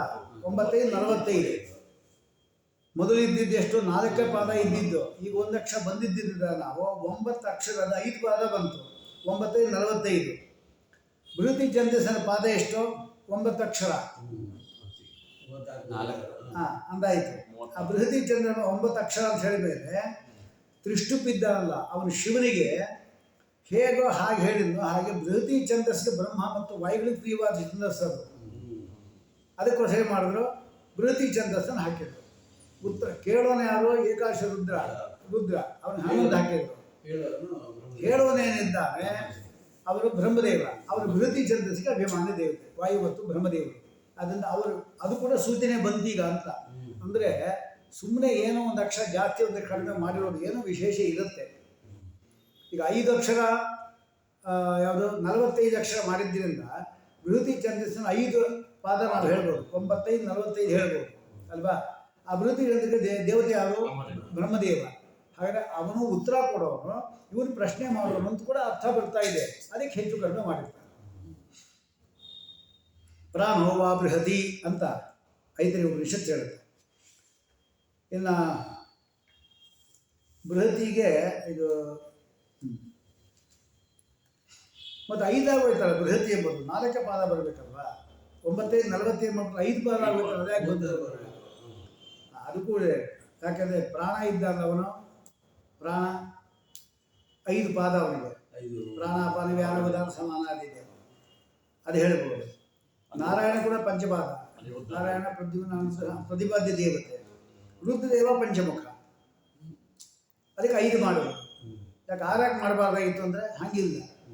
ಅವ ನೋಡಿದ್ರೆ ಪಂಚರೂಪಗಳು ಪರಮಾತ್ಮಂದು ಅಲ್ಲಿ ಪ್ರತಿಪಾದನೆ ಆಗ್ತಾ ಇದ್ದೀರಿ. ಅವನೇ ಬ್ರಹ್ಮದೇವ ಇದ್ದಾನವನೇ ಯಾರು? ಪಂಚ ಪ್ರಾಣಗಳು ಅವಂದು. ವಾಯುದೇವನು ಅಷ್ಟೇ. ರುದ್ರದೇವ ಏನಿದ್ದಾರೆ ಅವನು ಪಂಚಮುಖ. ಅದಕ್ಕೋಸ್ಕರ 5 ಮಾಡಿದ್ರು ಅಂತ. ಬೃಹತಿ 5 ಯಾಕೆ ಮಾಡಿಬಿಟ್ರು? 4 ಇರೋದು ಅಂದರೆ ಅದು ಕೂಡ ಒಂದು ಲಾಭ ಇದೆ ಅಂತ ಹೇಳಿದಾಗಾಯ್ತು. ಅದಕ್ಕೆ ಪ್ರಾಣ ಮತ್ತು ನಾರಾಯಣನ ಪಂಚಪಾದಂ ಪಿತರಂ ಅಂತ ಮುಂದೆ ಹೇಳ್ತಾರೆ ಅದನ್ನು. ಹೀಗೆ ಈ ರೀತಿ ನಾವು ಅದನ್ನು ಛಂದಸ್ಸುಗಳನ್ನು ವ್ಯತ್ಯಾಸ ಮಾಡಿ ಹಿಂಗೆ ಹೇಳೋದು ಮಹಾಫಲ ಇದೆ. ಅದಕ್ಕೋಸ್ಕರವಾಗಿ ಹೇಳಬೇಕಂತದ್ದು ಅಂತ ಹೇಳೋ. ಒಟ್ಟು ಇಷ್ಟು ಕೂಡ ಇದು ಬರೋದು. ಈ ಮಂತ್ರ ಹೇಳ್ತಾ ಇದ್ದೇನೆ. ಕೇನೇಷಿತಂ ಪತತಿ ಪ್ರೇಷಿತಂ ಮನಃ ಕೇನ ಪ್ರಾಣಃ ಪ್ರಥಮಃ ಪ್ರೈತಿಯುಕ್ತಃ ಕೇನೇಷಿತಾಂ ವಾಚಮಿಮಾಂ ವದಂತಿ ಚಕ್ಷುಶ್ರೋತ್ರಂ ಕೌದೇವೋ ಯುನಕ್ತಿ. ಇದು ಇಷ್ಟು ರುದ್ರದೇವರ ಪ್ರಶ್ನೆ. ಅದಕ್ಕೆ ಏನು ಅರ್ಥ? ಇದಕ್ಕೆ ಮೊದಲು 5 ಇಂದ್ರಿಯಗಳನ್ನು ಕೊಟ್ಟಿದ್ದಾರೆ. ಯಾವುದ್ಯಾವುದು? ಮೊದಲು ಮನಃ, ಆಮೇಲೆ ಪ್ರಾಣ, ಆಮೇಲೆ ಚಕ್ಷುಶ್ರೋತ್ರ, ಆಮೇಲೆ ವಾಚಂ ಇಮಾಂ ಪ್ರದಂತಿ ಅಲ್ವಾ. ಪ್ರಾಣ ಅಂತ ಬೇರೆ ಇದೆ. ಮನಸ್ಸು, ಪ್ರಾಣ, ಚಕ್ಷುಶ್ರೋತ್ರ, ವಾಚ, ಒಟ್ಟು 5 ಆಯಿತು. ಮಾತು ಯಾರಿಂದ ಪ್ರೇರಿಸಲ್ಪಟ್ಟು ಅದು ಮಾತಾಡತ್ತೆ. ಅಂದರೆ ಮಾತಿಗೆ ಅಭಿಮಾನಿ ಇದ್ದಾನಲ್ಲ ಅವನ ಅಗ್ನಿ, ಅವನಿಂದ ಅಂತ ಹೇಳೋಂಗಿಲ್ಲ, ಅವನು ಅಸ್ವತಂತ್ರ. ನಮ್ಮ ಶರೀರದಲ್ಲಿ ನಮ್ದ್ರಿ ಬಾಯಿ ಅಂದರೆ ಏನೇನೋ ಮಾತಾಡೋಂಗಿಲ್ಲ. ನಾವು ಏನೋ ಮಾತಾಡೋದು ವ್ಯಾಚಾರ ಬೇರೆ, ಅದಿಲ್ಲ. ಹಾಗೆ ವಾಕ್ಯ ಏನಿದೆ ಅದು ನಮ್ದಾಗಿದ್ದರೂ ಕೂಡ ನಮ್ಮದಲ್ಲ. ಹಾಗಿದ್ದರೆ ನಾವು ಯಾವತ್ತೂ ಕೂಡ ಯಾವಾಗ ಸ್ತೋತ್ರ ಮಾತನ್ನು ಕೂತಿರ್ಬೇಕು, ಬೇರೆ ವಿಚಾರ ಹೋಗಬಾರ್ದಾಗಿತ್ತು. ಹಾಗೆ ಮಾಡ್ತಾ ಇದ್ದೆ. ಹಾಗಾದರೆ ಮಾತು ನಮ್ಮ ಅಧೀನ ಇಲ್ಲ. ಹಾಗೆ ಮಾತಿಗೆ ಅಭಿಮಾನಿ ಯಾರು? ಅಗ್ನಿ, ಅವನ ಅಧೀನ ಅಂತ ಹೇಳೋಣ ಅಂದರೆ ಹಾಗಾದ್ರೆ ಅವನ ಅಧೀನ ಅಂದಮೇಲೆ ಎಲ್ಲರಿಗೂ ಒಂದೇ ರೀತಿ ಮಾತುಗಳು ಆಡಿಸ್ಬೇಕು ಅವನು. ಹಂಗೆ ಮಾಡಿಸ್ತಾ ಇಲ್ಲ ಅಲ್ವಾ. ಅದು ವಾಚಮ್ ಅಂದರೆ. ಚಕ್ಷು ಎಂಬತಕ್ಕಂಥದ್ದು ಕಣ್ಣು ನಮ್ಮ ಅಧೀನ ಇಲ್ಲ, ನಮ್ಮ ದೇಹದಲ್ಲೇ ಇದೆ. ನೋಡ್ಬೋದಲ್ಲ, ಯಾವಾಗಲೂ ಶಾಸ್ತ್ರ ನೋಡ್ತಾ ಕೂತಿರ್ಬೋದಲ್ಲ, ಆಗಲ್ಲ. ಯಾವುದಕ್ಕೂ ಉಪಯೋಗ ಆಗೋದು. ಆಮೇಲೆ ಶ್ರೋತ್ರ, ಶ್ರೋತ್ರ ಅಂದರೆ ಕಿವಿ. ಒಳ್ಳೆಯದನ್ನೇ ಕೇಳ್ಬೋದಲ್ಲ ನಾವು. ನಮ್ಮ ಕಿವಿ ನಮ್ಮ ಹತ್ರ ಇದಲ್ಲ, ಹಾಗಿಲ್ಲ.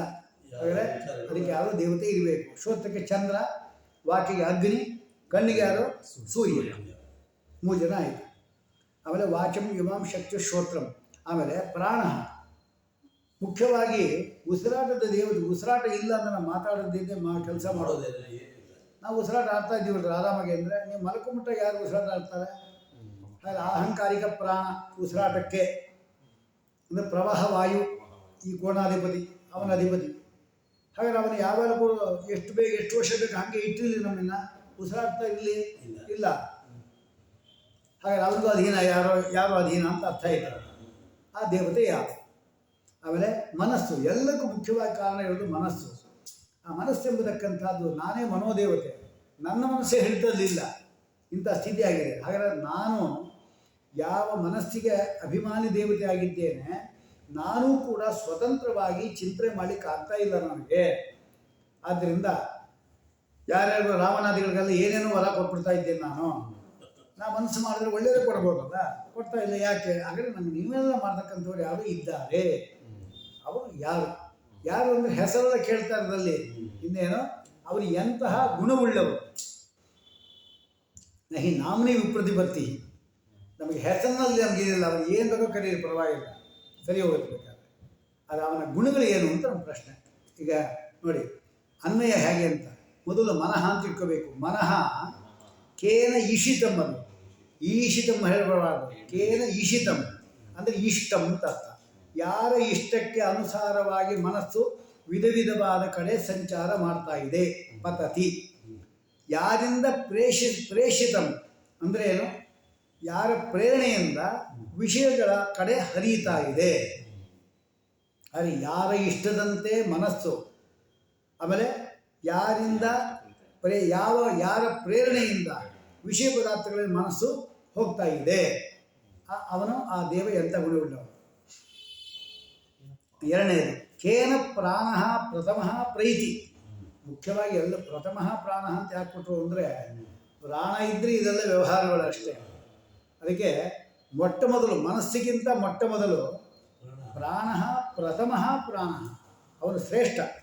ಉಸಿರಾಟ ಇದ್ದರೆ ಎಲ್ಲ ನಡೆಯೋರು. ಆದರೆ ಪ್ರಥಮ ಪ್ರಾಣ ಇದ್ದಾನಲ್ಲ ಅವನು ಕೇನ ಯುಕ್ತ ಪ್ರೈತಿ ಅಂದರೆ ಯಾರ ನೀತಿಯಿಂದ ಉಸಿರಾಡ್ತಾ ಇದ್ದಾನೆ, ಉಸಿರಾಡಿಸ್ತಾನೆ. ಆಮೇಲೆ ವಾಚಂ ಕೇನ ಇಷಿತಾಂ, ಯಾರ ಇಷ್ಟದಂತೆ ಮಾತಾಡ್ತಾ ಇದ್ದಾರೆ. ಕಣ್ಣು ಮತ್ತು ಕಿವಿಗಳನ್ನು ಯಾವ ದೇವರು ನಿಯಂತ್ರಣ ಮಾಡ್ತಾ ಇದ್ದಾರೆ. ಇಷ್ಟು ಪ್ರಶ್ನೆ. 5 ಇಂದ್ರಿಯಗಳ ಬಗ್ಗೆ ಮಾತಾಡ್ತಾ ಇದ್ದಾನೆ. ಮನಸ್ಸು, ಪ್ರಾಣ, ವಾಕ್, ಚಕ್ಷು, ಶ್ರೋತ್ರ 5 ಕೂಡ ಇಂದ್ರಿಯಗಳು. ಇದೆಲ್ಲವೂ ಕೂಡ ತಲೆಯಲ್ಲಿ ಇರತಕ್ಕಂಥದ್ದು ಇಂದ್ರಿಯಗಳೆಲ್ಲೂ ಕೂಡ. ಕಣ್ಣು ಅಷ್ಟೇ, ಮೂಗು ಅಷ್ಟೇ, ಬಾಯಿ ಅಷ್ಟೇ, ಎಲ್ಲ ಕಿವಿ ಎಲ್ಲ. ಅದಕ್ಕೆ ಶೀರ್ಷನ್ ಅಂತ ಹೆಸರು. ಶೀರ್ಷನ್ ಅಂದರೆ ಏನು ಇದೆ. ಅದಕ್ಕೋಸ್ಕರವಾಗಿ ತಾ ಏತಾಹ ಶೀರ್ಷನ್ ಶ್ರಿಯ ಶಿತಾಹ ಚಕ್ಷು ಅಂತ ಉಪನಿಷತ್ತಲ್ಲಿ ಬರುತ್ತೆ. ಕಣ್ಣು, ಕಿವಿ, ಮೂಗರೆಲ್ಲ ತಲೆ ಇದ್ದಿದ್ದರಿಂದ ಅದಕ್ಕೆ ಶಿರಹ ಅಂತ ಹೆಸರು. ಆಶಯ ಕೊಡೋದು ಯಾವುದೋ ಅದು ಶಿರಸ್. ಯಾವುದ್ಯಾವುದು ಶ್ರೋತ್ರಂ ಮನೋ ವಾಕ್ ಪ್ರಾಣ.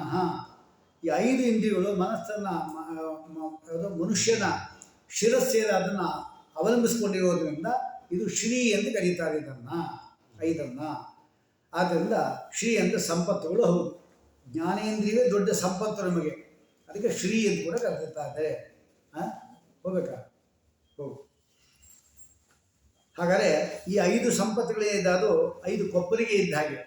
ಕಣ್ಣು, ಕಿವಿ, ಆಮೇಲೆ ಮನಸ್ಸು, ಮಾತು, ಉಸಿರು, ಇದೆಲ್ಲ ಚಕ್ಷು, ಶ್ರೋತ್ರಂ, ಮನೋ, ವಾಕ್, ಪ್ರಾಣ 5 ಕೂಡ. ಇದೆಲ್ಲ ನಮಗೆ ಇದು ಮಾಡಬೇಕು ಅಂತ ಹೇಳ್ತಾರೆ.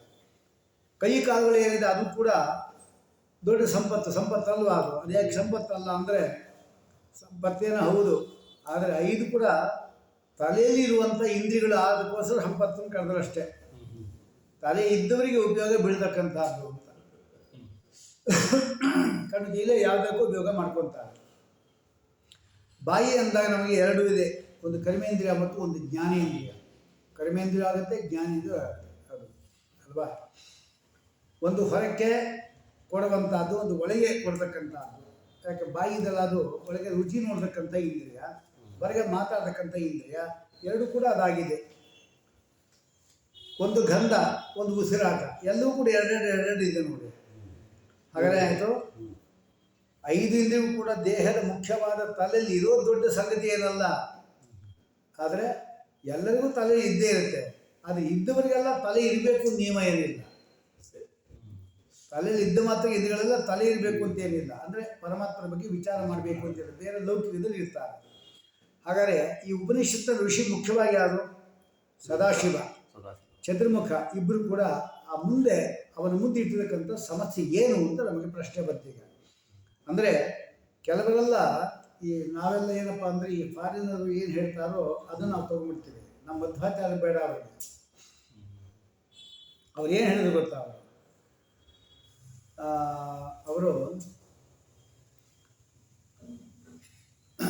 ಅವರೇನು ಹೇಳ್ತಾರೆ ಅಂದರೆ, ಅಗ್ನಿ ಸೂಕ್ತ ಇದೆ, ವಾಯು ಸೂಕ್ತ ಇದೆ, ಆಮೇಲೆ ವರುಣ ಸೂಕ್ತ ಇದೆ, ಇಂಥ ಸೂಕ್ತಗಳೆಲ್ಲ ಇದೆ. ಅಗ್ನಿ ಏನು ಮಾಡ್ದ ಅಂತ ಹೇಳಿದರೆ, ಅಗ್ನಿ ಇದ್ದ ಅಂದ ಅವನು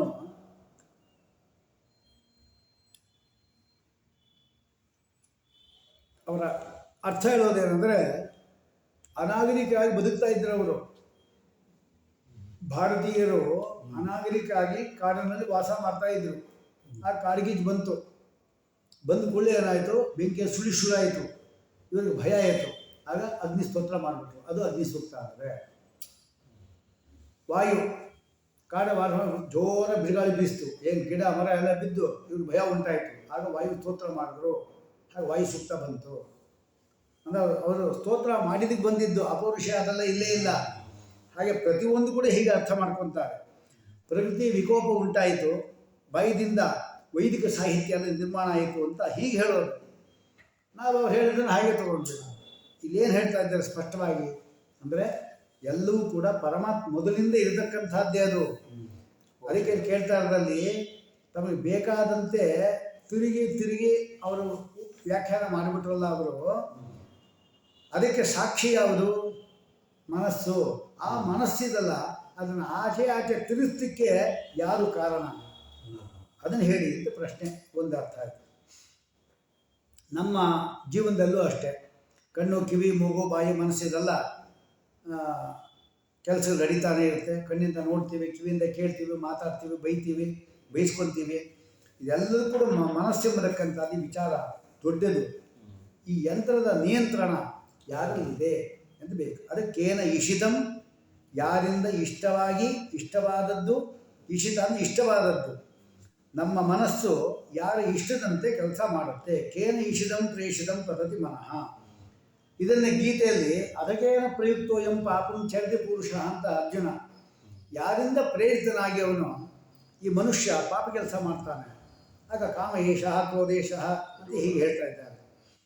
ಇನ್ನು ಮನಸ್ಸು ಅಂತ ನಾವು ಹೇಳ್ತೇವೆ ಎಲ್ಲಕ್ಕಿಂತ. ಯಾಕೆಂದರೆ ಮನಸ್ಸು ಎಲ್ಲಿ ಹೋಗುತ್ತೋ ಅಲ್ಲಿ ಹೋಗುತ್ತೆ ಅಂತ ನಾವು ಹೇಳ್ತೀವಿ. ಮನಸ್ಸು ಕೂಡ ಸ್ವತಂತ್ರವಾಗಿ ತನ್ನ ನಿಷ್ಠದಂತೆ ನಡೆಯಲ್ಲ. ಅದಕ್ಕೆ ನಾನೇ ಸಾಕ್ಷಿ. ಅದಕ್ಕೆ ಪ್ರಥಮ ಪ್ರಾಣ ಕೇನ ಯುಕ್ತ. ಎರಡನೇ ಪ್ರಶ್ನೆ ಪ್ರಾಣಕ್ಕೆ ಸಂಬಂಧಪಟ್ಟದ್ದು ಅಲ್ವಾ? ಅದ್ಯಾವುದು? ಉಸಿರಾಟ ಕ್ರಿಯೆ. ಉಸಿರಾಟವನ್ನು ನಿಯಂತ್ರಣ ಮಾಡೋದು ಪ್ರಾಣತತ್ವ ಅಲ್ವಾ? ಅದರ ಬಗ್ಗೆ ನೋಡೋಣ. ನಾವು ಉಸಿರಾಡ್ತಾ ಇದ್ದೀವಿ ಅಂದರೆ ಎಂಥ ಆಶ್ಚರ್ಯ ಅಲ್ವಾ? ಬದುಕಿರುವವರೆಗೂ ನಾವು ಉಸಿರಾಡ್ತಾನೆ ಇರ್ತೇವೆ. ಆದರೆ ಉಸಿರಾಡ್ತಾ ಇದ್ದೀವಿ, ನಾವು ಬದುಕಿದ್ದೀವಿ ಯಾಕಂದರೆ ಅಂತ ಉಸಿರಾಡ್ತಾ ಇದ್ದೀವಿ. ಯಾಕೆ ಉಸಿರಾಡ್ತಾ ಇದ್ದೀವಿ ಅಂದರೆ ಬದುಕಿದ್ದೀವಿ, ಅದಕ್ಕೋಸ್ಕರವಾಗಿ. ಹಾಗೆ ನಮ್ಮ ಬದುಕು ಎಂಬುದು ಉಸಿರಾಟದ ಮೇಲೆ ಇದೆ ಅಂತಾಯಿತು ಅಲ್ವಾ? ಇಂತಹ ಉಸಿರಾಟವನ್ನು ನಿಯಮನ ಮಾಡೋನು ಯಾರು? ಅದು ಬೇಕು ನಮಗೆ. ಯಾಕೆ ನಾವು ಮಲ್ಕೊಂಡಿದ್ದಾಗಲೂ ಕೂಡ ನಮ್ಮ ವ್ಯಾಪಾರ ಇಲ್ಲದೇ ಇರುವಾಗಲೂ ಕೂಡ ಅದು ನಡೀತಾ ಇರುತ್ತೆ ಅಂದರೆ ಯಾರು ಭಾರಿ ದೇವತೆ ಇದೆ. ಅದಕ್ಕೆ ಪ್ರಥಮ ಪ್ರಾಣ ಅಂತ, ಮುಖ್ಯನಾದ ಪ್ರಾಣ ಅಂತ ಅರ್ಥ. ಎಲ್ಲ ಉಸಿರಾಡ್ತಾ ಇದ್ದರೆ ಮನಸ್ಸು, ಕಿವಿ ಎಲ್ಲ ಕೆಲಸಗಳು. ಅದಕ್ಕೆ ಪ್ರಥಮ ಅಂದರೆ ಶ್ರೇಷ್ಠವಾದದ್ದು ಅಂತ ಅರ್ಥ. ಅಲ್ಲಿ ಯಾವುದದು ಅಂತ ಕೇಳ್ತಾ ಇದ್ದೇವೆ.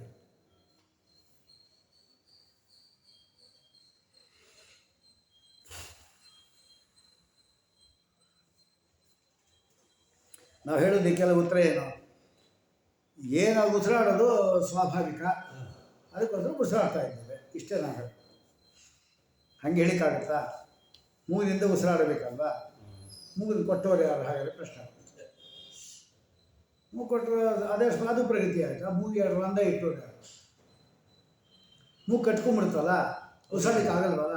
ಮತ್ತು ನಿಂದು ಮೂಗಾದರೆ ನಿನ್ನ ಹೊರಳೆ ಆದರೆ ಮತ್ತು ಎಲ್ಲರಿಗೂ ಒಂದೇ ರೀತಿ ಮೂಗು ಕಟ್ಕೊಳ್ಳೇಬಾರ್ದು.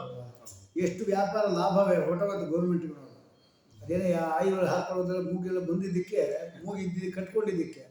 ಬಟ್ ಇದೆಲ್ಲ ಲಾಭದ್ದೆಲ್ಲ ಇದೆ ಪರಮಾತ್ಮಂದು. ಅದಾಯಿತು. ಇನ್ನು ಮಗು ಇರುತ್ತಲ್ಲ, ಅದೇನು ಮಾಡುತ್ತೆ? ಗರ್ಭದಲ್ಲಿದ್ದಾಗ ತಾಯಿಯ ಉಸಿರಾಟದಿಂದ ಉಸಿರಾಡುತ್ತೆ. ಅದಕ್ಕೆ ಉಸಿರಾಟ ಇಲ್ವಲ್ಲ ಇನ್ನು. ಅದು ಎಲ್ಲಿವರೆಗೆ? ಅದು ಆಚೆ ಬಂದ್ಕೊಳ್ಳೆ ಕರಳು ಬಳ್ಳಿ ಕಟ್ಟಾಕೊಂಡು ನನ್ನ ಮೂಗಿಂದ ಶುರು ಮಾಡುತ್ತೆ. ಆಗ ಅಲ್ಲಿದ್ದಿಲ್ಲ ಅಂತಾಯಿತು, ಅಲ್ಲಿಲ್ಲ ಅಂತಾಯಿತು. ಊಟದ್ದು ಹಿಂಗಾಯಿತು. ಇದೆಲ್ಲ ಯಾರು ಮಾಡೋರು ಯಾರು? ಇದನ್ನು ಹೇಳಿ ಆಯಿತಾ? ಅವ್ರ ಪ್ರಶ್ನೆಯನ್ನು ಹೇಳಬೇಕು. ಪ್ರಥಮ ಪ್ರಾಣ ಅಂತ ಅಂದರೆ ಉಸಿರಾಟದಲ್ಲಿ ನಮ್ಮ ಪಾತ್ರ ಏನೂ ಇಲ್ಲ, ಪ್ರಾಣನ ಪಾತ್ರ ಮೊದಲು. ಇಮಾಂ ವಾಚಂ ಕೇನ ಇಷಿತಾಂ ವದಂತಿ. ಈ ಮಾತನ್ನು ಯಾರು ಇಷ್ಟದಂತೆ ಜನ ಆಡ್ತಾರೆ. ನಾಲಿಗೆಯಲ್ಲಿ ಮಾತು ಬಂದೇ ಬರುತ್ತೆ. ಆ ನಾಲಿಗೆಯಲ್ಲಿ ಶಕ್ತಿ ಕೊಟ್ಟವನು ಯಾರು ಮಾತಾಡಲಿಕ್ಕೆ? ಅದು ಯಾರು ಇಷ್ಟಪಟ್ಟು ಮಾತಾಡ್ತಾ ಇರಬೇಕು. ಅವನು ಯಾರು ಅಂತ.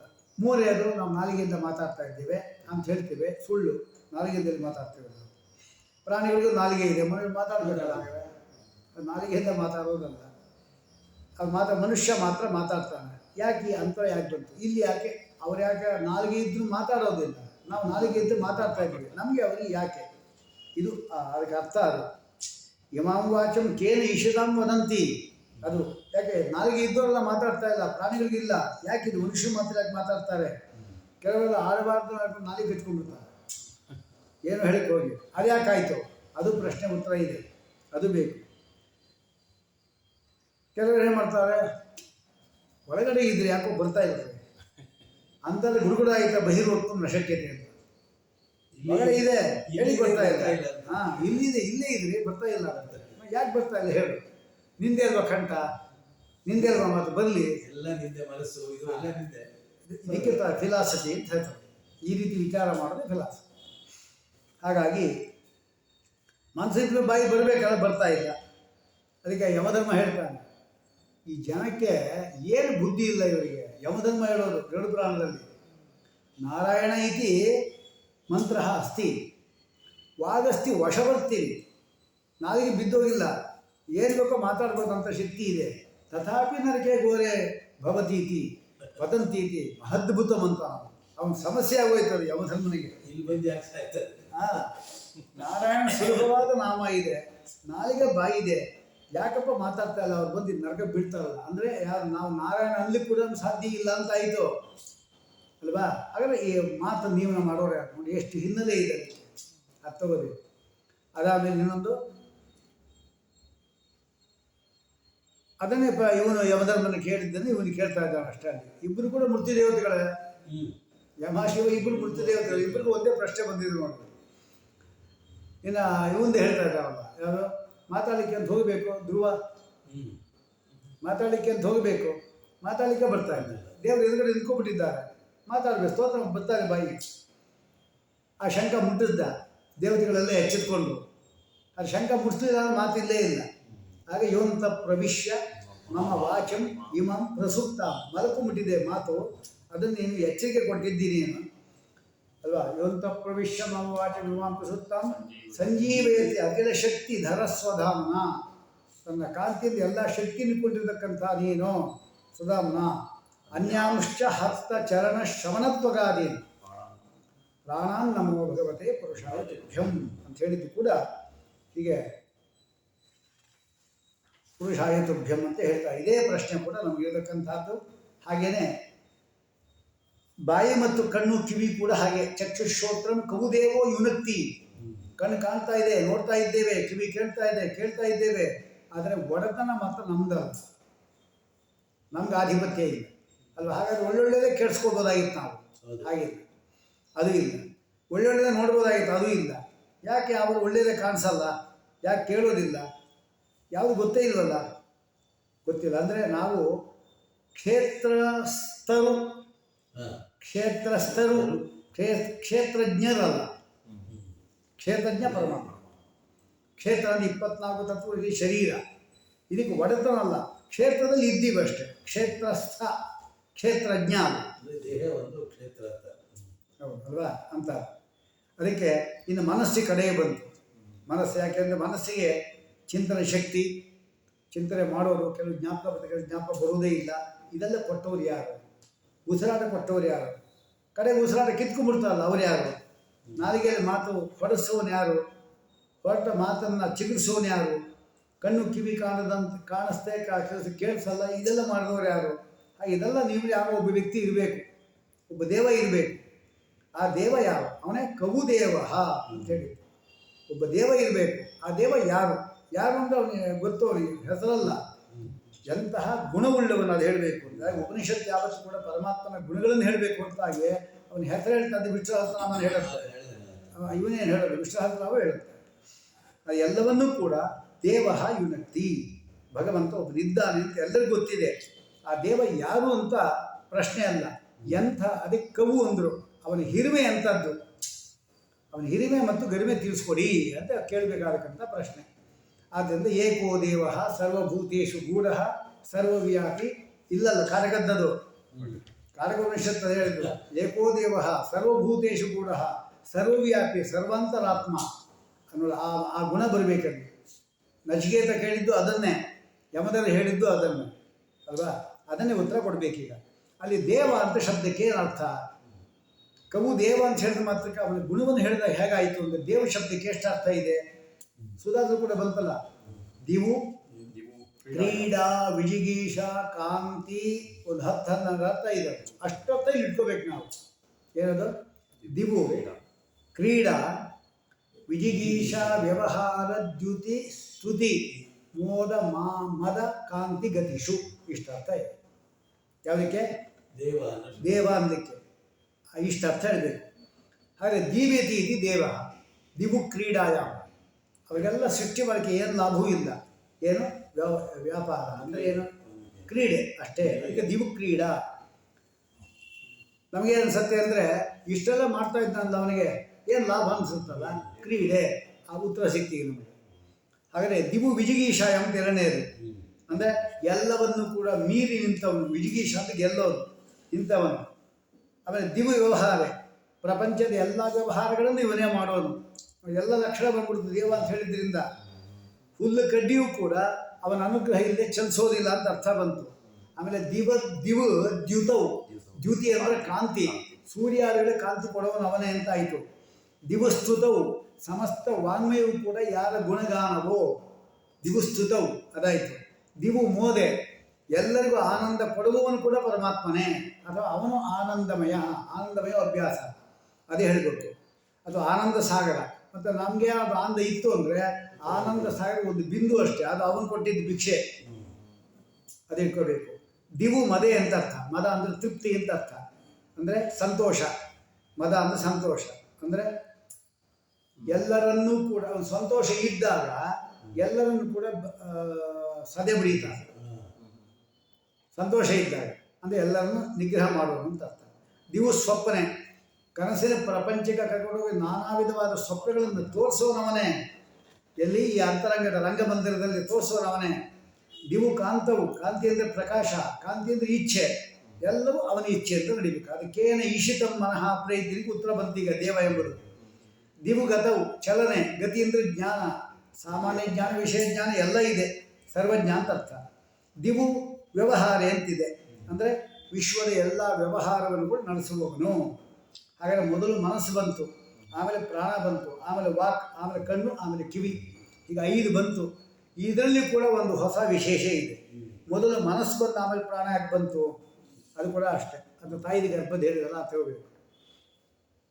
ತಾಯಿ ಗರ್ಭದಲ್ಲಿ ಮಗು ಇದೆ, 7-8 ತಿಂಗಳಾಗಿದೆ. ಇದೇ 1 ತಿಂಗಳಿಗೆ ಮುಂದೆ ಆಚೆ ಬರುತ್ತೆ. ಆಗ ಜೀವ ಆಲೋಚನೆ ಮಾಡುತ್ತಂತೆ, ನನಗೆ ಈ ಕತ್ತಲೆ ಮನೆಯಿಂದ ಯಾವಾಗ ನನಗೆ ಬಿಡುಗಡೆ ಆಗೋದು ಅಂತ. ಮೊದಲು ಮನಸ್ಸು, ಆಮೇಲೆ ಪ್ರಾಣ, ಆಮೇಲೆ ವಾಕ್, ಆಮೇಲೆ ಚಕ್ಷು, ಆಮೇಲೆ ಶ್ರೋತ್ರ. ಈ ಕ್ರಮದಲ್ಲಿ ಕೇಳಲಿಕ್ಕೆ, ಪ್ರಶ್ನೆ ಕೇಳಲಿಕ್ಕೆ ವಿಶೇಷ ಇದೆ ಅಂತ ಹೇಳ್ತಾ ಇದ್ದೇನೆ. ಹಾಗೆ ಮೊದಲು ಏನು ಮಾಡ್ತು, ಆ ಮಗು ಇತ್ತಲ್ಲ, ಅದು ನನಗೆ ಆಲೋಚನೆ ಮಾಡುತ್ತೆ. ಮೊದಲು ಯೋಚನೆ, ಇನ್ನು ಕಣ್ಣು ಯಾವುದಿಲ್ಲ ಅದಕ್ಕೀಗ ಆಲೋಚನೆ ಮಾಡ್ತು. ಏನಂತ? ಈ ಕತ್ತಲೆ ಬಂದ ನನಗೆ ಬಿಡುಗಡೆ ಯಾವಾಗ ಅಂತ ಆಲೋಚನೆ ಮಾಡ್ತು. ಹಾಗೇನು ಹೇಳಬೇಕದು? ಸರಿ, ಉತ್ತರ ಇಲ್ಲ ಅಲ್ವಾ? ಸ್ವಲ್ಪ ದಿವಸ ಆಯಿತು. ಆಮೇಲೆ ಕಡೆ ಸಣ್ಣ ದೇಹ ಆಚೆ ಬಂತು. ಆ ಮನಸ್ಸಿನ ಯಂತ್ರ ಇದಲ್ಲ, ಅದಕ್ಕೆ ಅಲ್ಲಿ ಕೊಟ್ಟವ್ರು ಯಾರು ಅಂತ. ಆ ಮಗುವಿಗೆ ನಮಗೆ ಜ್ಞಾನ ಕೊಟ್ಟವ್ರು ಯಾರು? ನನಗೆ ಈ ಗರ್ಭದಿಂದ ಕತ್ತಲೆ ಮನೆಯಿಂದ ಆಚೆ ಹೋಗೋದು ಯಾವಾಗ ಅಂತ ಯೋಚನೆ ಬಂತಲ್ಲ, ಈ ಯೋಚನೆಯನ್ನು ಕೊಟ್ಟವನು ಯಾರು ಅಂತ ಅದು. ಆಮೇಲೆ ಆಯಿತು, ಗರ್ಭದಲ್ಲಿ ಯೋಚನೆ ಆಯಿತು, 9 ತಿಂಗಳಾಯಿತು, ಆಚೆ ಬಂತು. ಬಂದ ಕೂಡಲೇ ಉಸಿರಾಟ ಶುರು ಆಯಿತು. ಮೊದಲು ತಾಯಿಯಿಂದ ಉಸಿರಾಟ ಆಗ್ತಾ ಇತ್ತು ಅಲ್ವಾ? ಈಗ ಆಚೆ ಬಂತು. ಆಚೆ ಬಂದ ಕೂಡಲೇ ಉಸಿರಾಟ ಶುರು ಆಯಿತು. ಯಾವಾಗ? ಇದು ಮಾಡಿಕೊಳ್ಳೆ. ಆಮೇಲೆ ಪ್ರಾಣ ಬಂತು. ಕೇನ ಪ್ರಾಣ ಪ್ರಥಮ ಪ್ರೈತಿಯುಕ್ತ. ನಾವು ಹುಟ್ಟಿದ ಕೂಡಲೇ ಉಸಿರಾಟ ಶುರು ಮಾಡಿದ್ವಲ್ಲ, ಇದಕ್ಕೆ ಯಾರು ನೋಡಿ ಮೊದಲು ಕ್ರಮ ಹೇಗೆ ಬರ್ತಾ ಇದ್ವಿ. ಅದಾದ ಮೇಲೆ ಉಸಿರಾಟ ಆಡ್ಕೊ, ಮೊದಲನೇ ಕ್ರಿಯೆ ಯಾವುದು? ಅದೇ ಉಸಿರಾಟವೇ. ಆಮೇಲೆ ಅಳ್ಳಿಗೆ ಶುರು ಮಾಡ್ತು ಅಲ್ವಾ? ಅಳ್ಳಿಗೆ ಶುರು ಮಾಡ್ತು. ಮಾತಾಡೋ ಕ್ರಿಯೆ ಏನು? ಅದೇ ತಾನೆ ಮಾತಾಡಿದ್ರೆ ಅದೇ ವಾಕ್, ಅದೇ ಉಸಿರಾಟ ಏನಿದೆ ಅದು. ಅದಾದ ಮೇಲೆ ಮೊದಲೇನು ಕ್ರಿಯೆ ಅಂದರೆ ಅಳೋದು ಅಷ್ಟೇ. ಅಳೋದು ಅಂದರೆ ಏನು? ಅದು ಮನಸ್ಸಿನ ಕ್ರಿಯೆ ಅಂದರೆ. ಆಮೇಲೆ ಮಾನಸಿಕ ಕ್ರಿಯೆ, ಆಮೇಲೆ ಮೂಗಿನ ಕ್ರಿಯೆ, ಉಸಿರಾಟ. ನನಗೆ ಯಾರು ಉಸಿರಾಟ ಆಗ್ತಾ ಇರೋದು ಅದು. ಅದೇ ಕೇನೇಶದಂ ವಾಚಂ ವಿಮಂ ವದಂತಿ. ಹೀಗೆ ಪ್ರತಿಯೊಂದು ಕೂಡ ಆ ಕ್ರಮದಲ್ಲಾಗಲಿ, ಆ ಛಂದಸ್ಸಲ್ಲಾಗಲಿ ಇಷ್ಟೊಂದು ವಿಚಾರವನ್ನು ಇಲ್ಲಿ ತುಂಬಿಟ್ಟಿದ್ದಾರೆ. ಉಳಿದದ್ದನ್ನು ನಾಳೆ ಹೇಳೋಣ.